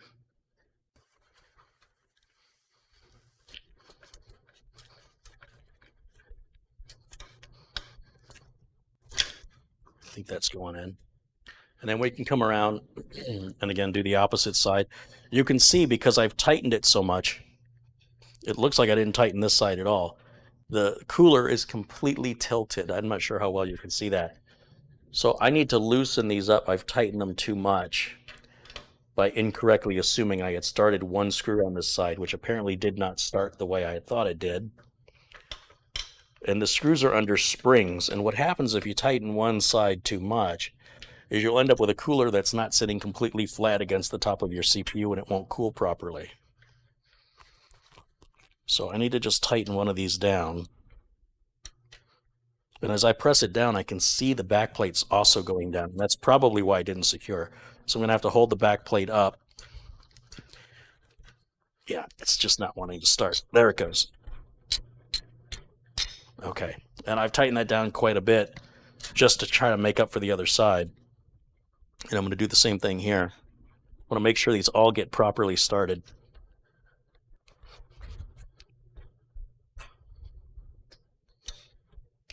Feels like it's just not grabbing on this one. May not be lined up properly. Yeah, looks like it's just a little, the screw's got to go a little bit on an angle here. The screw on the heatsink, it kind of moves around like this. And if you don't have it perfectly straight up and down, it's not going to align properly with where it screws into the back plate, and you'll just sit there spinning it. So that's why you've got to kind of put the screwdriver in different angles until you can feel that screw bite down into the threads. Yeah, there we go, I think. So that's all the way tightened. Now I'm going to come around to this side, and I'm going to tighten down the opposite screw. And these screws do come to a dead stop. And if the motherboard wasn't mounted into the case, this would have gone a lot quicker. But for me, I'm pretty desperate to do something different, even if it may be a little bit more difficult. Just the fact that you can do it, that's doable, I think is interesting. It's different. And then for a motherboard, for a CPU fan header, we plug onto the motherboard CPU fan header, which is, there's two, one right above the other. One says CHA fan 2, that would be chassis fan 2. And the one below says CPU fan, so clearly the CPU fan goes right there. That light might be a little too bright for you guys. See if I can zoom in on that and show you what has he done. So you'll see there's two fan headers, one in front of the other, and the CPU fan is labeled as such, and it's the one closest to the CPU. And we can put a case fan here on this header if we want to. Here we've got all of our frontboard umbilicals, which we can easily get out of the way if we want to right now. This is super easy to wire this stuff up, because this is our front USB 3, front USB 2, front audio ports, and then our power switch, reset switch, power LED, and hard drive LED. That's all super easy to get at with this wide open case like that. Digger has contributed $10. Thank you to Digger. And Joe Dunderdale's contributed $2 Canadian. Thanks, guys. Thanks for sponsoring my channel. I appreciate that very much.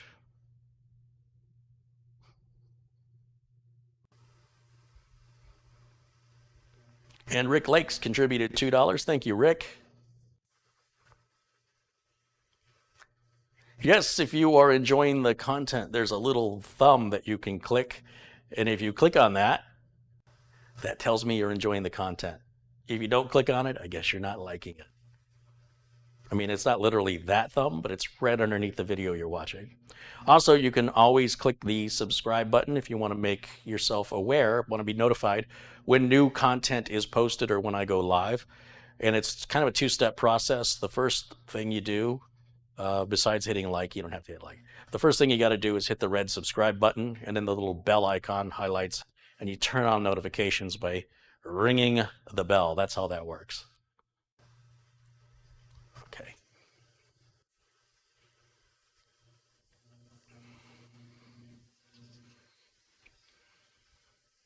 I need to put some RAM in here. Only one side of this opens.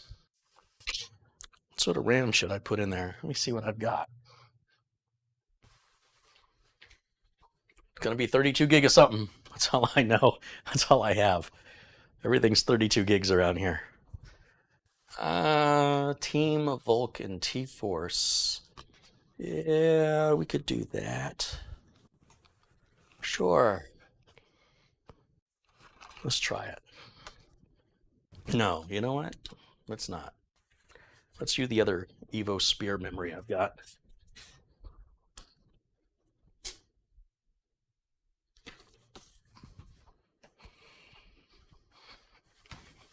I don't know what I'm doing. I'm just making it up as I go. Dale Maluk has contributed $5. He says, have some cola on me. Thank you, Dale. Here's the RAM I'm going to use. This is the Guile Spear, and all of its specifications are listed right there. There's 16 gigs each. There's two of them, a total of 32 gigs. This worked really well in the other system I've got back here that I'm building for my friend Ron, so we'll just use the other setup. The reason I don't want to use the other the Team T-Force RAM is I might want it in a system that needs 4 sticks, and all 4 sticks have to be the same, and I only have 2 sticks of this. So if everything else is the same, I'll use the one I've got 2 of instead of the one I've got 4 of, and then it'll leave me 2 different sets of 2, which is probably fine since I use usually 2 in most builds, but I like the option if somebody should want 64 gigs of RAM, I could do that because you'd want it all to be the same. Now, I know with ASUS boards, they like you to use slots A2 and B2 first, which is really strange. And on this board, A2 and B2, are they the gray ones or the black ones? They're the gray ones. So we're going to use the gray slots first.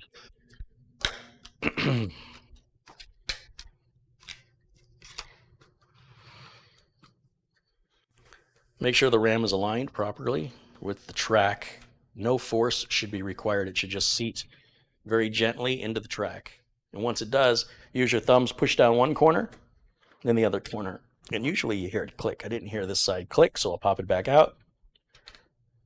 It's just not clicking.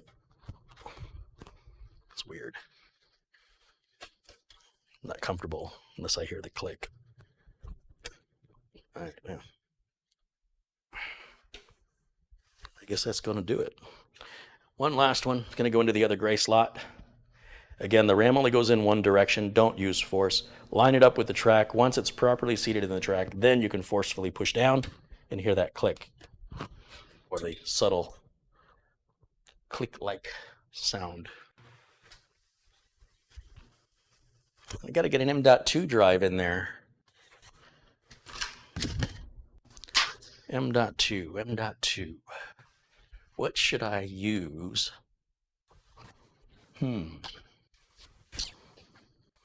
What do I have?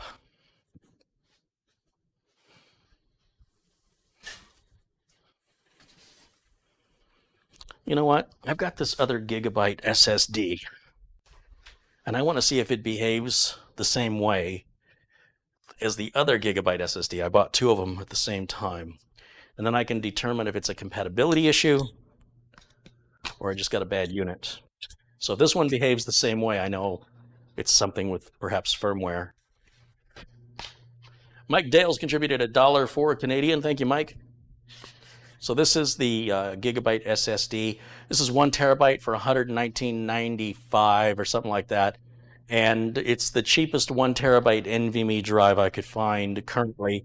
The Intel 660p 1 terabyte used to pick those up for under $100. Now they're like $125. So this is a little bit more, I'm sorry, it's a little, right now it's like $5 cheaper. And I think performance-wise, it's perhaps a little faster. I don't know because I've never used one before. And my attempts to use one on the previous build didn't work out so well. So being the glutton for punishment that I am, I want to try again. So this will fall out of the package if you're not careful. You'll see one side of the package is indented, and so you want to open the package with that indent facing down.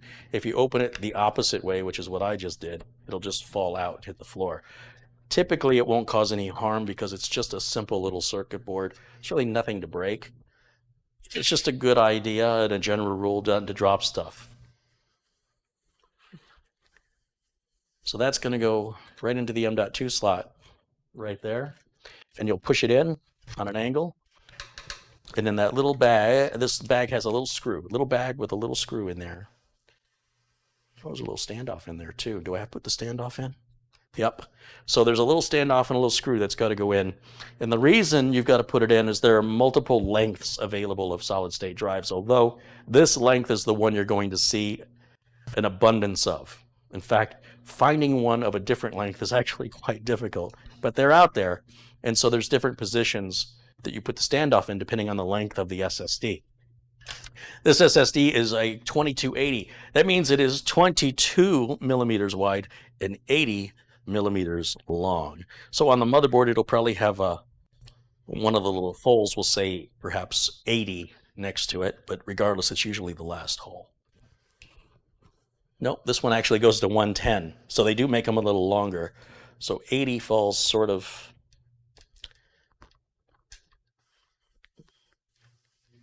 second to last, I suppose you could say. And just tightening by hand isn't really good enough. If you got a 5 millimeter socket or a pair of needle nose pliers, a socket is ideal, much preferred. And we don't want to over tighten it, but we definitely want to make it more than just tightened by hand because it will easily unscrew. And it's also easy to strip it if you over tighten it. It'll never tighten again. So be very careful with that. And also the driver I'm going to use to put this little tiny screw in is the JIS, the Japanese, what is it, industrial standard, something like that. And well, you can use a Phillips #1. It just doesn't fit that well. And these JIS drivers are, if you're going to be doing electronics work, especially with laptops, this is the driver you want. For all the other screws, quite literally, a Phillips #2 American standard is fine. In fact, it's preferred. Once again, I'll put this M.2 drive back in the slot. And this time, when I lower it down with one hand, this screw will go right into the standoff I've put in. And don't over tighten the screw. Its sole purpose is to secure the drive from falling out. So right there, just make it snug and nothing further than snug is all that's required.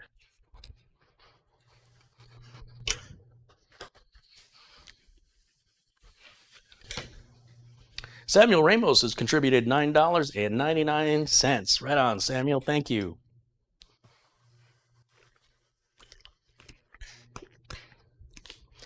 You can see we have full access now to all these different ports and connectors. So for example, I see a USB 3 connector right here. And if I'm not worried about my cable management right now, if I just want to get things hooked up, I can grab that USB 3 cable and just bring it right around like this and just plug it straight in. Right? And then here we've got, I don't know, I'm just going to grab something. I'll see what it is after I grab it. This is how hard it is to build a computer. Like, I literally don't care what I'm grabbing. This says it's USB 2. So we've got two USB 2 ports right next to the USB 3 port here. We can choose to go around it one way or the other. I think I want to go this way. It's got one pin that's blocked and one pin that's missing, so that way it can only go on in one direction, and it doesn't matter which one we use. So I like to keep all my cables together. I think it just looks nicer since it's going to have glass panels and someone's going to see it. Now we've hooked up USB 3 and USB 2. That's done. Somewhere around here there's another cable. That's got to be audio, right? This is HD audio, and it's going to plug in right over here where it says AAFP, which is audio, what's the other A? Front panel. And anyway, that's got a pin missing one in. So the pin missing on the USB is at the end, and the pin missing on the audio is one pin in. So that way you can only put this connector in one direction, and it won't fit on any of the other connectors at all. But you can mistakenly just put it on one row of pins if you're not careful. The worst that's going to happen is your audio is not going to work. And there's really no good cable management in here to hide these cables, because it looks like I might have to go around this main USB 3 cable in order to keep the cables from just hanging on top of the motherboard, because that looks terrible. So we'll just reroute that around here and plug it right back in. There's no clips or anything. It's held in with friction. So that's super easy. And then we've got the front panel connector, which has our power switch, reset switch, and that is located right here, this connector. So all the wiring is real close together. And this flat ribbon here on this case is the front switches and LEDs. Then that's always the same pattern on every build, on every case I've ever worked on. And that is on the top row, starting on the left side, the positive cable for the power LED goes on there, with the negative cable beside it to the right.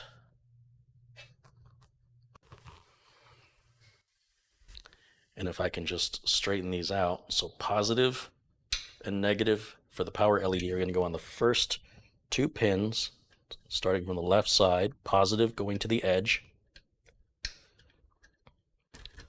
And then the hard drive LED is going to align to those two pins right behind it.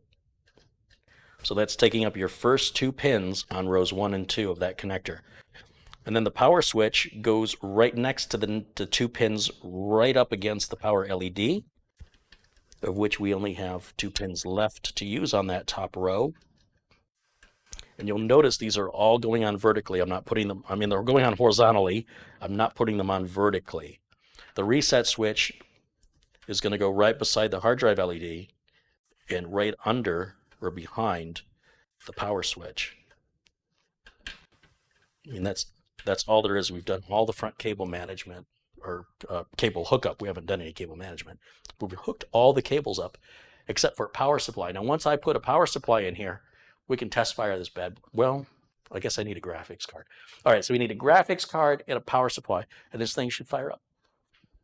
The question is, what power supply do I want to use? Oh, here we go again.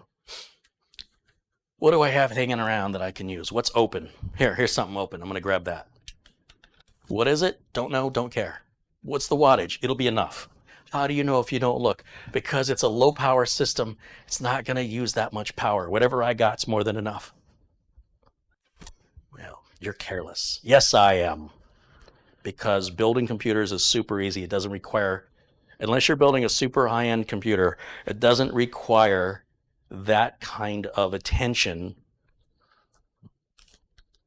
Building a computer is super easy. This is a 500 watt bronze EVGA power supply. It's not modular. Modular would be ideal in a glass system, but I'm not worried about it right now because it's all going to be hidden under there anyway. and I just want to make the thing boot. Now I got to figure out how I'm going to get the power supply in here, and I also see a fan cable. This is for this front fan. We can hook this front fan up right now and get it out of the way. And any of the fan headers on the motherboard will work. You don't have to use any specific one. Let's take a quick look here. We pull this up through here. Do I have any down here with the rest of the cables? Of course not. I got one here. Oh, I've got that one up by the CPU fan. We'll just use that one. That'll work. Just plug that in.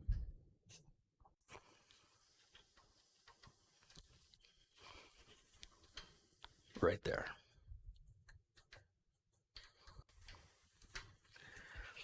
So one of the things I find a bit amusing are the people online that look at all the little details of things as though they matter, and they make a big deal about it. It's slightly amusing to me because back in the day, the handling of the parts was far more critical and they were far more delicate. And today, you almost have to try hard to break a part. You almost have to intentionally try to break it. And by handling the parts the way I show you, holding it by the edges, you know, whether or not you plug a connector in the wrong place, generally doesn't hurt the board whatsoever. Depends if the connector you're plugging in is power, but otherwise, it, for the most part, doesn't hurt anything. If you, most things won't even plug in if it's not the right plug, and if they do plug in, I'm not aware of any way that you can cause damage to anything. It just doesn't work right until you correct it. So you can allow yourself to make mistakes, and it's ideal, I suppose, that you do it all right the first time, but I don't know many things you will do in your life that you will do right the first time. And you need to allow yourself permission to learn the way you need to learn, not the way somebody else learns. But the first key that we all need to agree on is to not be afraid of those mistakes and to not think that those mistakes are somehow embarrassing or going to cost you a lot of money. It is the cost of education, and this cost is very low when you consider what traditional school costs. And furthermore, the lessons you learn through experience will stay with you far longer than the lessons you learn from a book or in theory. So I encourage you, if there's any reason you're hesitating to build a computer, get over it and build one. It's very rewarding. That being said, I don't know how I'm going to get my power supply in here. I'm looking, it ain't going to go in this way. No, that's not happening. It ain't going in this way. No, that's not happening. It ain't going in that way. So how's it go in? Well, let's just take a quick look here. Again, I've got the owner's manual for the case. I can open it up and look at it at any time, but that's like cheating. The fun part for me is to figure it out on my own, and that's what customers pay me for anyway. When I go to a customer's location to do work on their computer, I've probably never seen their brand and make of computer ever in my life, but they expect me to know how to fix it. And that's what I intend to do in this example. It looks like this whole bottom piece comes off. I see two thumb screws here. Let's see what happens if we take these off. Look at that. Like magic.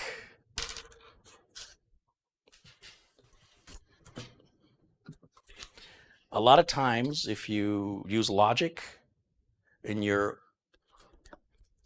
have proper expectations of the way things are typically designed, manuals typically are only describing what is obvious, at least as far as cases go. Now the power supply is going to go in with the fan facing down. Oops. I'm knocking all these screws loose. Get back up there. So we're going to have the fan facing down because it's going to draw air in.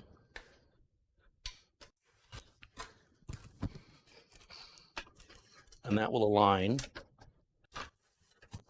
there. The power supply probably came with screws, although this is an open box that I've got laying around here. So I'll just use the screws for the power supply that came with the case. Either way is fine. They're black, so they match. Oh, I gotta turn that torque. I never turned it. Jeez, I put the motherboard in on that eye of a torque.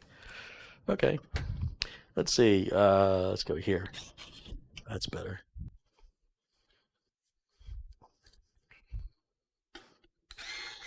Nope, it's this one. One more left.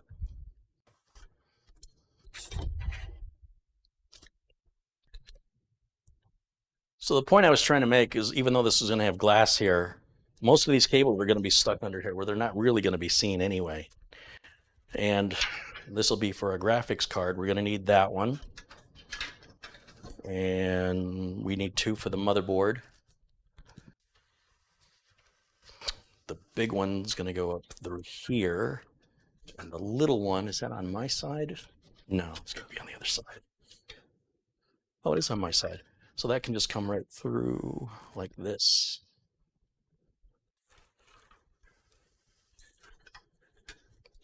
Like this.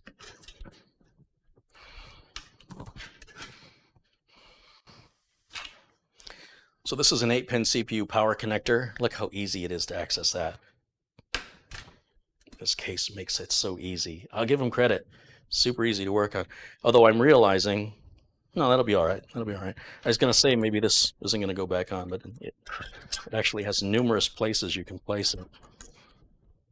I can't remember where it was before, but I'll put it here for now, just to put it somewhere. That helps keep the cable in one place. And then we have the third one. We can put that one back. It can go right there. Now that's spaced out, right? All the thumb screws are the same, so you don't have to put them back exactly in the same holes they came out of. I'm sitting on some of the power cables right now. I'm not worried about it. This is the motherboard power connector, which is a 20-pin plus a 4-pin. The clip always goes to the outside edge on all boards, and that's going to align.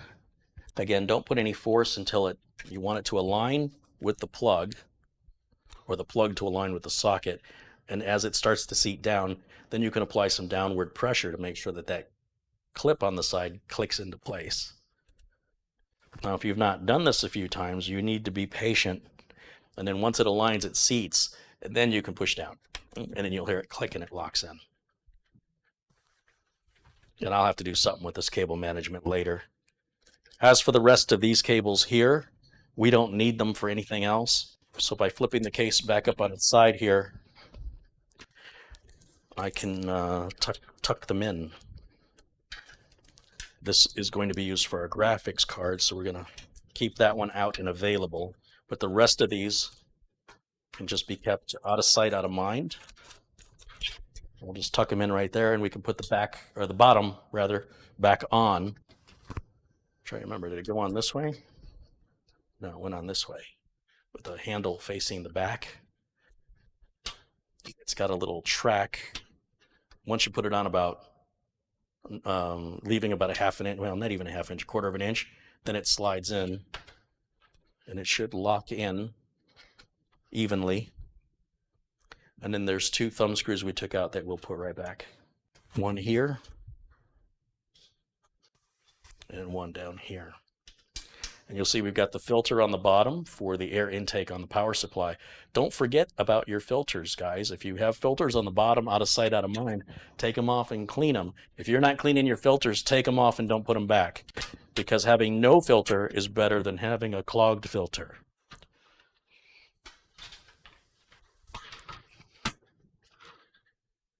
Okay, all we need now is a graphics card. What am I going to do? I'm going to get a graphics card. This is not a high-end system, so I'm not going to put a high-end graphics card in there.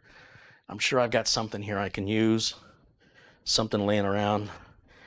GeForce GTX 1660 Ti. Sounds good. Or a GTX 1070 Ti.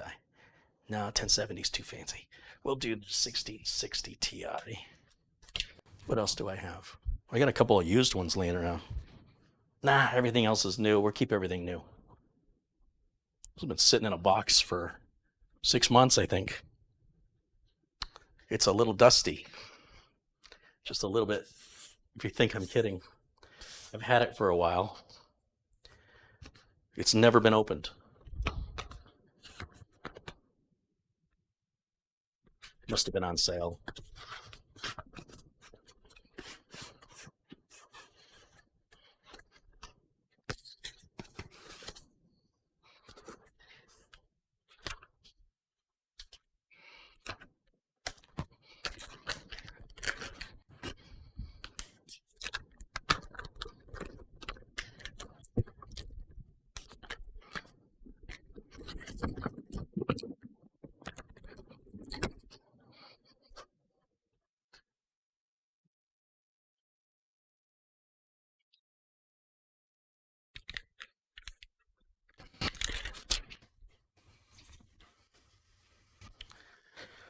So this has to go into this slot right here. So I'm going to have to remove a couple of these slot covers.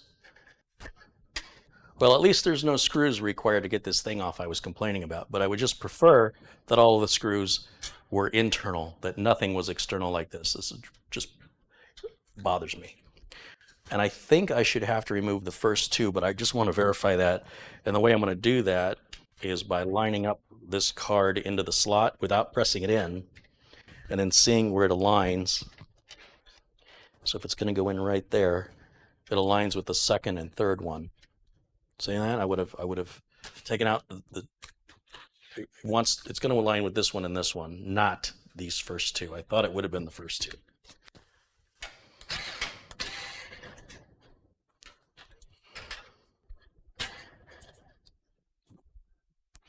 Okay, so those two are out. We'll take the two PCI slot covers out of here. Make sure that this little clip here is in the open position back here on the, you can't see, right here, well, you still can't see. At the end of the slot that you're going to plug your graphics card into, there's a clip. It moves back and forth. Make sure it's in the open position away from the connector. And then what's going to happen is when the graphics card slides into that slot, it's going to go underneath that hook right there. It's going to lock your card in. So we'll just come in here. Fans are going to face down as they are here, or towards you as you're building it with this orientation.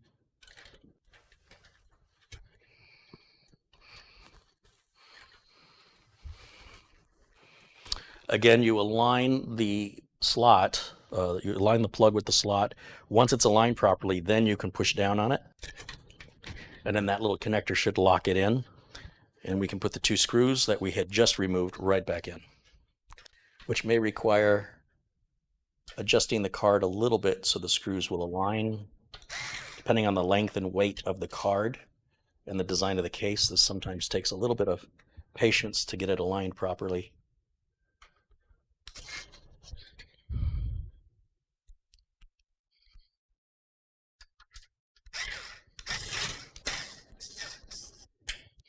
And then that little stupid piece can go right back on.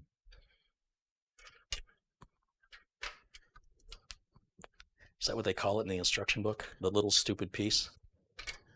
Once you've done installing your graphics card, put the little stupid piece back on. That's how I would have worded it.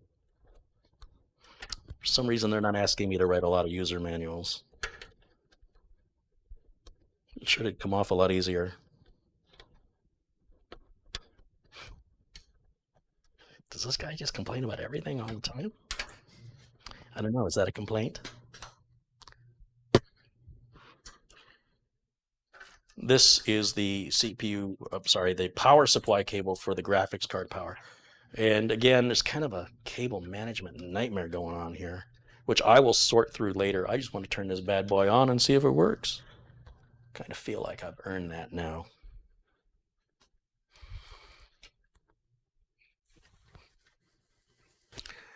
The clip, there's a clip on one side of this connector. It doesn't matter which of the two we use. Some graphics cards use two. They're both identical. And if your graphics card only requires one, it doesn't matter which one. Sometimes it's easier to do the end one when it comes to cable management, you know, you can tie up the other half. It's a judgment call. Some case designs may also limit, depending on the power supply, how much play you've got with the cable, how much slack.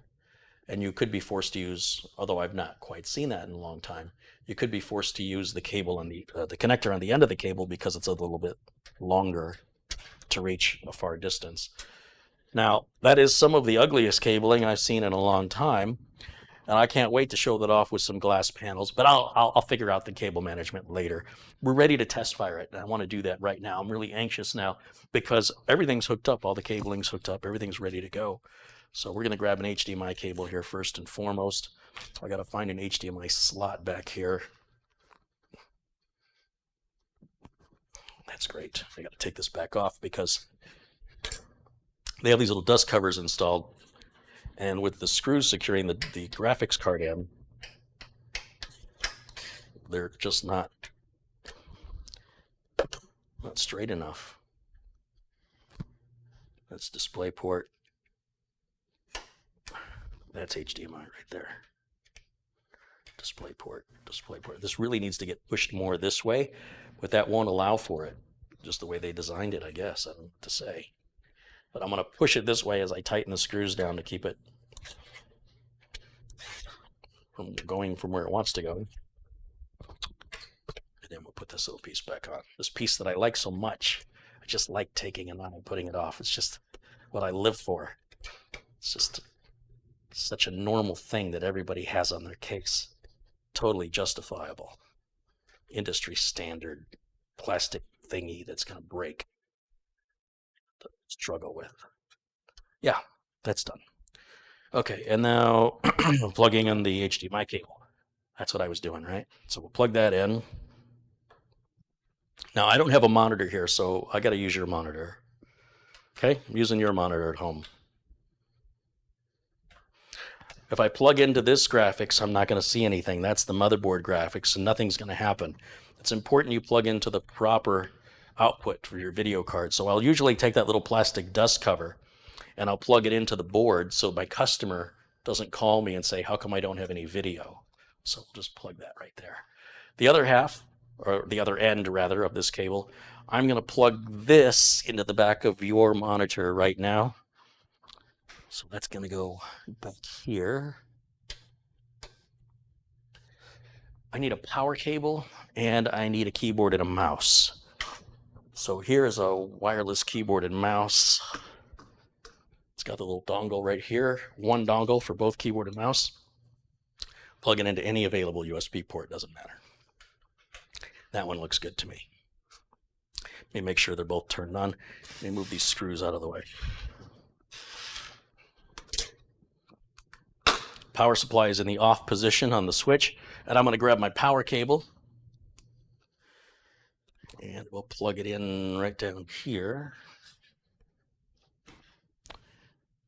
into the back.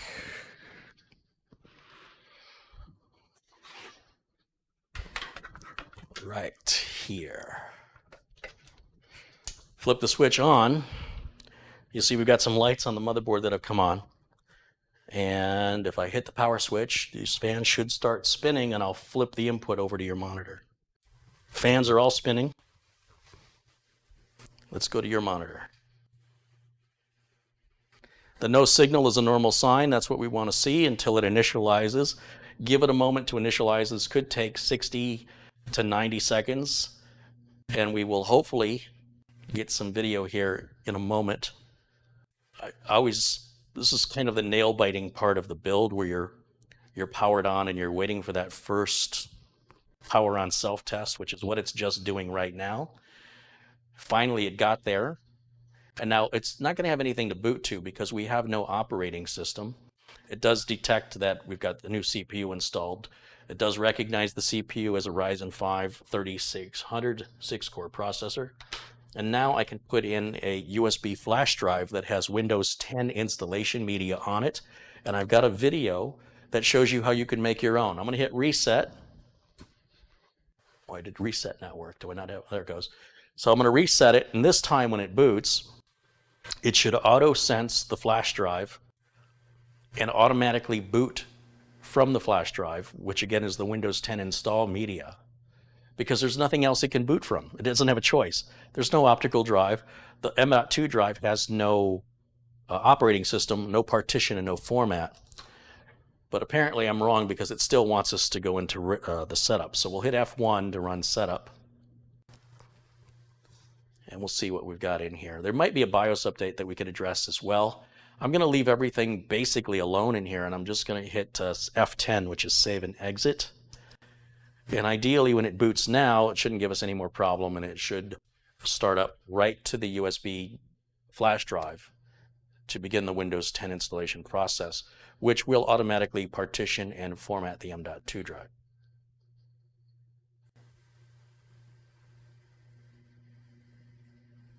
There we go.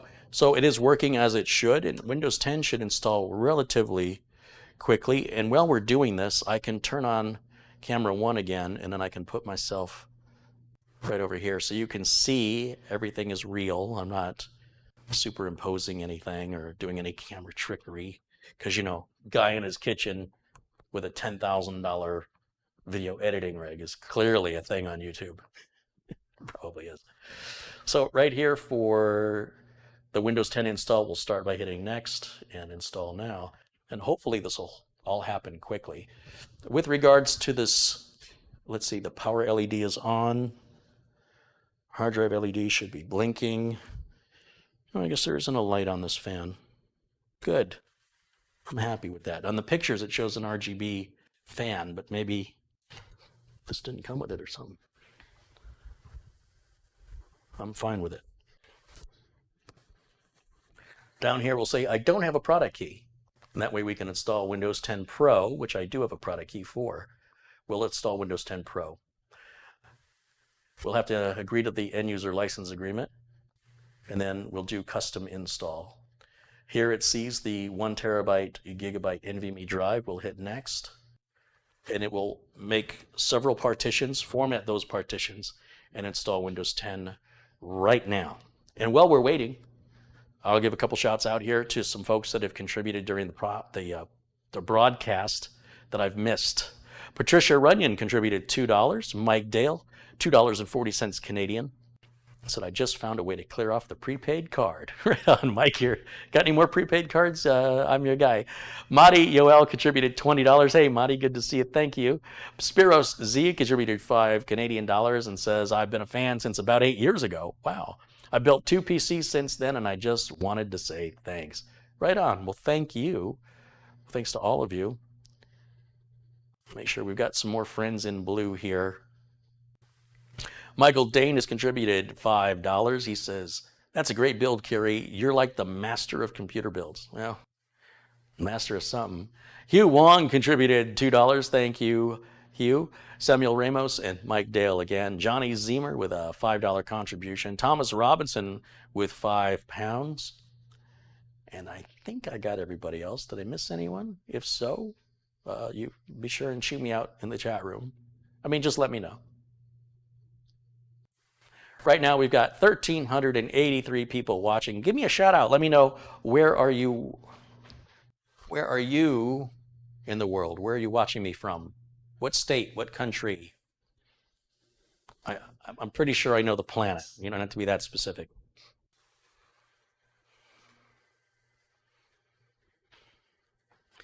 I'm trying to stand in the frame.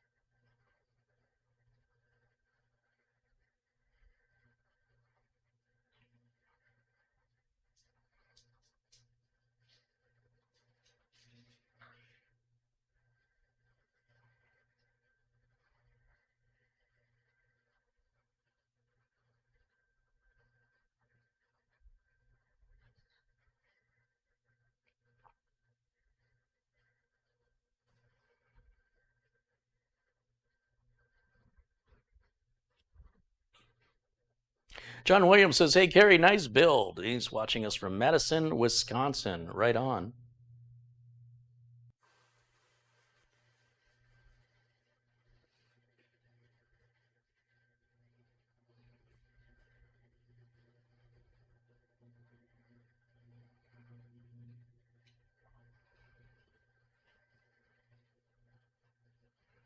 Ken Stout says, shout out to Catherine. I'm late, but she was a great help.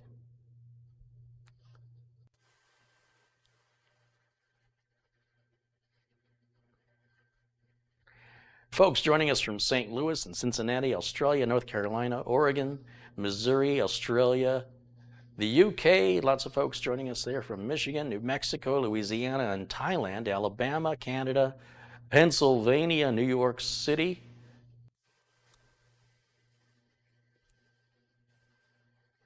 Florida, Georgia, Seattle, Iowa, Texas,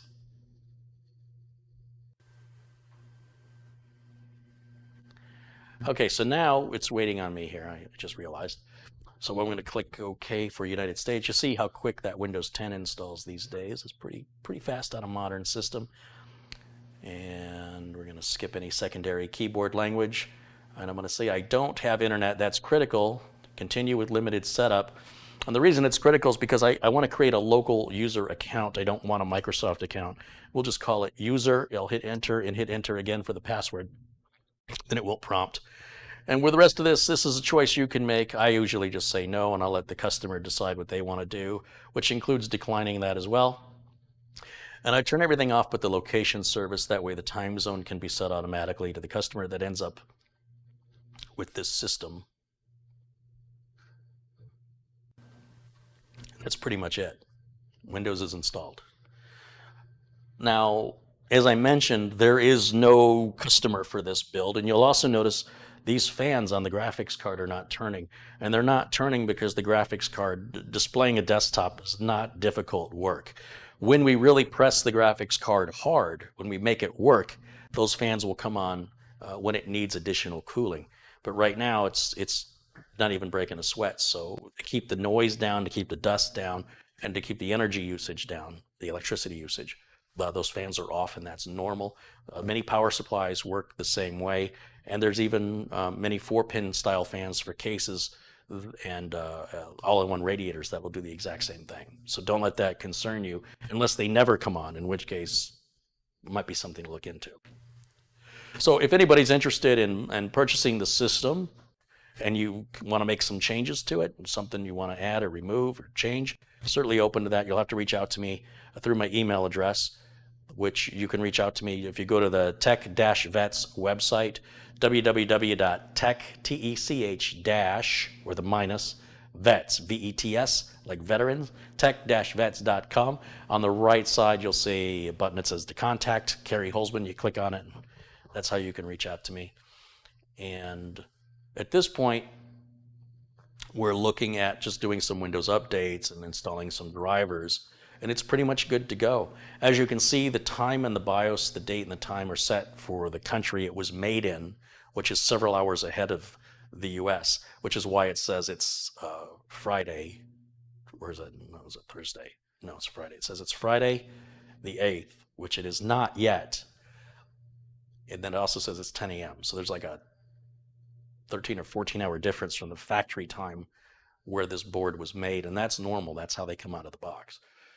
And when I connect this to the internet, which I've not done yet, it will automatically synchronize the date and time, since I've allowed location services based on my IP address. Or I can set it by hand. But either way, I don't have to go into the BIOS. I do that right in there to Windows, and then the BIOS will change accordingly. $5 just came in from Elliot Fleming. Thank you, Elliot. I appreciate that. And Rusty Nail contributed $5. Said, here's hello from God's waiting room. Clearly that's Florida.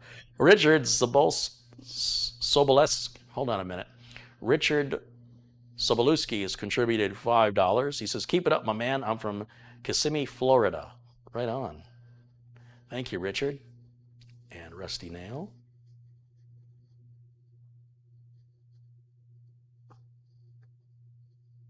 and Elliot. And another 10 bucks from Madi OL. He says he loves that case. I really like the design of it, but the cable management is really, I don't know. I just don't know. And we can see the hard drive LED is blinking off and on. It's red. I like that that's red. You can see the CPU fan is spinning. Overall, super easy build. I mean, as far as building in this case, it's a builder's dream because there's just not a lot to get in your way. With regards to making it look pretty after the fact, different story, but I'll figure that out. In the meantime, I think that's going to wrap it up for me tonight. I'm not going to run any tests on this tonight because I'm already, what am I, 3 hours into this 2-hour broadcast? No, I'm only 2 hours and 16. So I'm only 16 minutes beyond my intent. That's actually better than I thought, but still 16 minutes past where I should have been. So I want to thank everybody for joining me. We'll follow up on the build and how it performs with regards to heat. I probably won't have time to do anything with it anyway. But if I do, I want to figure out something with those cables. That really bothers me. The side panels can easily go back on at this point if I want to just ignore it. Like if I go full screen here, only because I got to do something with these panels or they're going to get, because they're glass, I don't want to scratch them. I can go ahead and put them right back on just to keep them clear and out of the way. And then you guys won't feel like you're missing anything when I do the testing. How does that go on? Doesn't really seem like it's doing much. It's just got a little lip on this side. Nothing else seems to hold it. That's it. That's all there is? Wow, that's kind of scary. So really got to make sure you put your thumb screws back, because that's required, or that's just going to fall right out of there. And of course the top piece right here. And that's going to go on with a little handle going towards the back of the case.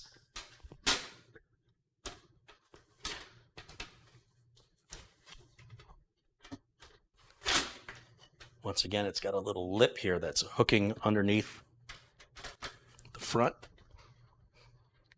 Or it's supposed to. Why is it not? Is there a cable in the way? No. Everything looks happy.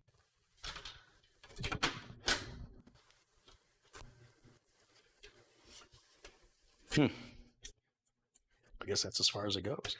Seems like one side's going on better than the other. That's a little cheesy. Why is it doing that? Oh, went right on. I guess I just didn't have it aligned right. Huh. Well, it is only a $99 case. I mean, for 99 bucks, that's fair. It's definitely not perfect. And the build quality could certainly be a little better, but it's not half bad.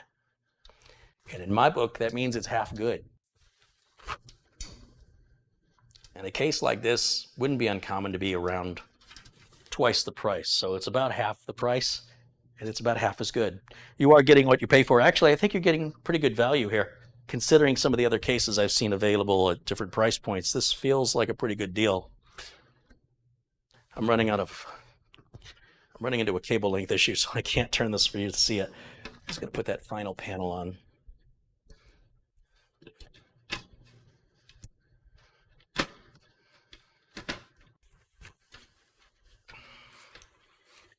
Come on.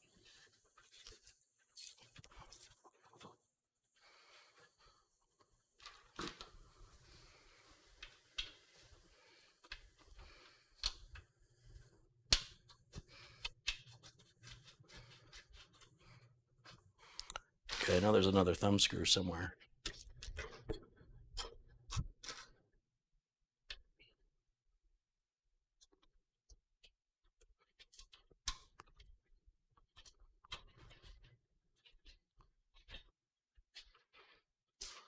The other side doesn't feel like it's on right.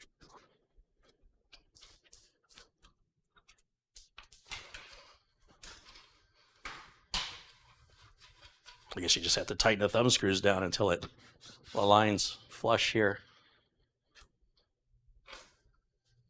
There it is. And I was doing that the whole time while it's running. You can see if I flip back over to camera 2, which is your monitor, we're still in Windows. And we can, let's see, right click, go to device manage, no, where is it, device manager. And we still have a bunch of drivers that have to be installed. Windows Update will take care of most of that for us.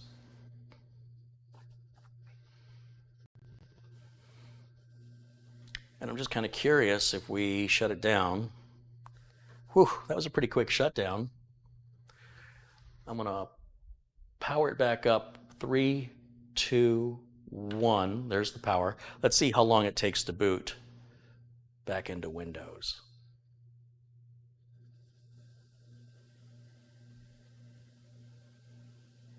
And again, without any drivers, because when we add the drivers, it'll be faster. But that's nothing to shake a stick at. I'm pretty happy with it. Can't complain, though I still will. Let me power that back off. I'll just hit the power switch. It'll cycle down. And then we'll go back to camera 1. I guess it didn't take my power switch. Let me hit the power switch. That should cycle off. Okay, so any final questions for me? I'll take those right now. In the meantime, I'm going to give a shout out and say thank you to everybody who's contributed during today's live stream. Thanks to all of my moderators for keeping it civil in the chat room today. 1,357 people are watching live around the world right now. Thanks you guys for tuning in.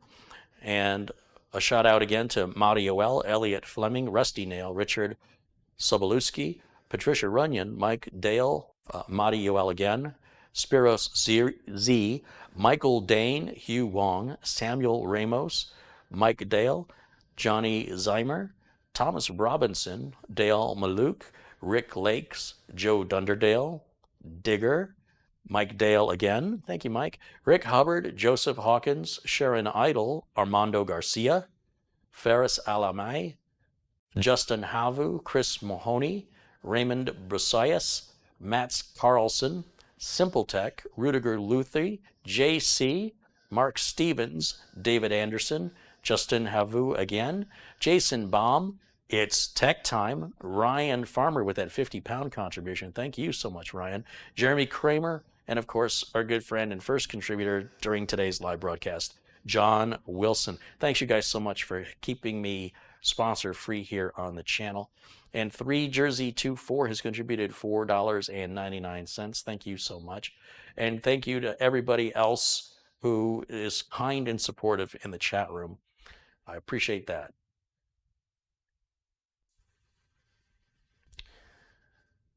Just looking for any final questions before I wrap up. Anything technical that I know an answer to. Bill Chandler says, variation on your PC building. Did you notice that as you suggested alternatives of lower priced PCs, that off-lease builds by Amazon have started to offer new solid-state drives? Yeah, they started doing that a few months ago. Solid-state drive prices have come down significantly. Stealth Mode has contributed $10. He says, thank you for all the excellent insight. Right on, Stealth Mode. Well, thank you for supporting it. Sherry McFarland says, good night, Carey. Rest well. Thanks for another nice build. Hey, thank you, Sherry. You know, if you feel like making a thumbnail for this build video, that would be super. And if you don't, that's okay too. Sherry makes some of the thumbnails you'll see in some of my videos.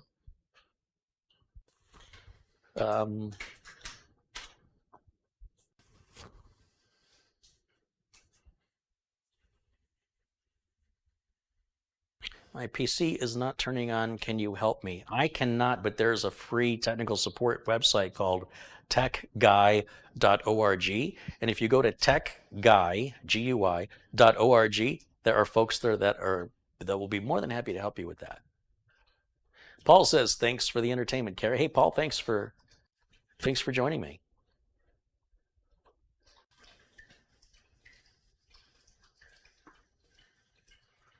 All right. nice and quiet in the chat here, so I'll go ahead and wrap it up. But guys, thanks so much once again. I will see you all very, very soon. And until then, bye for now.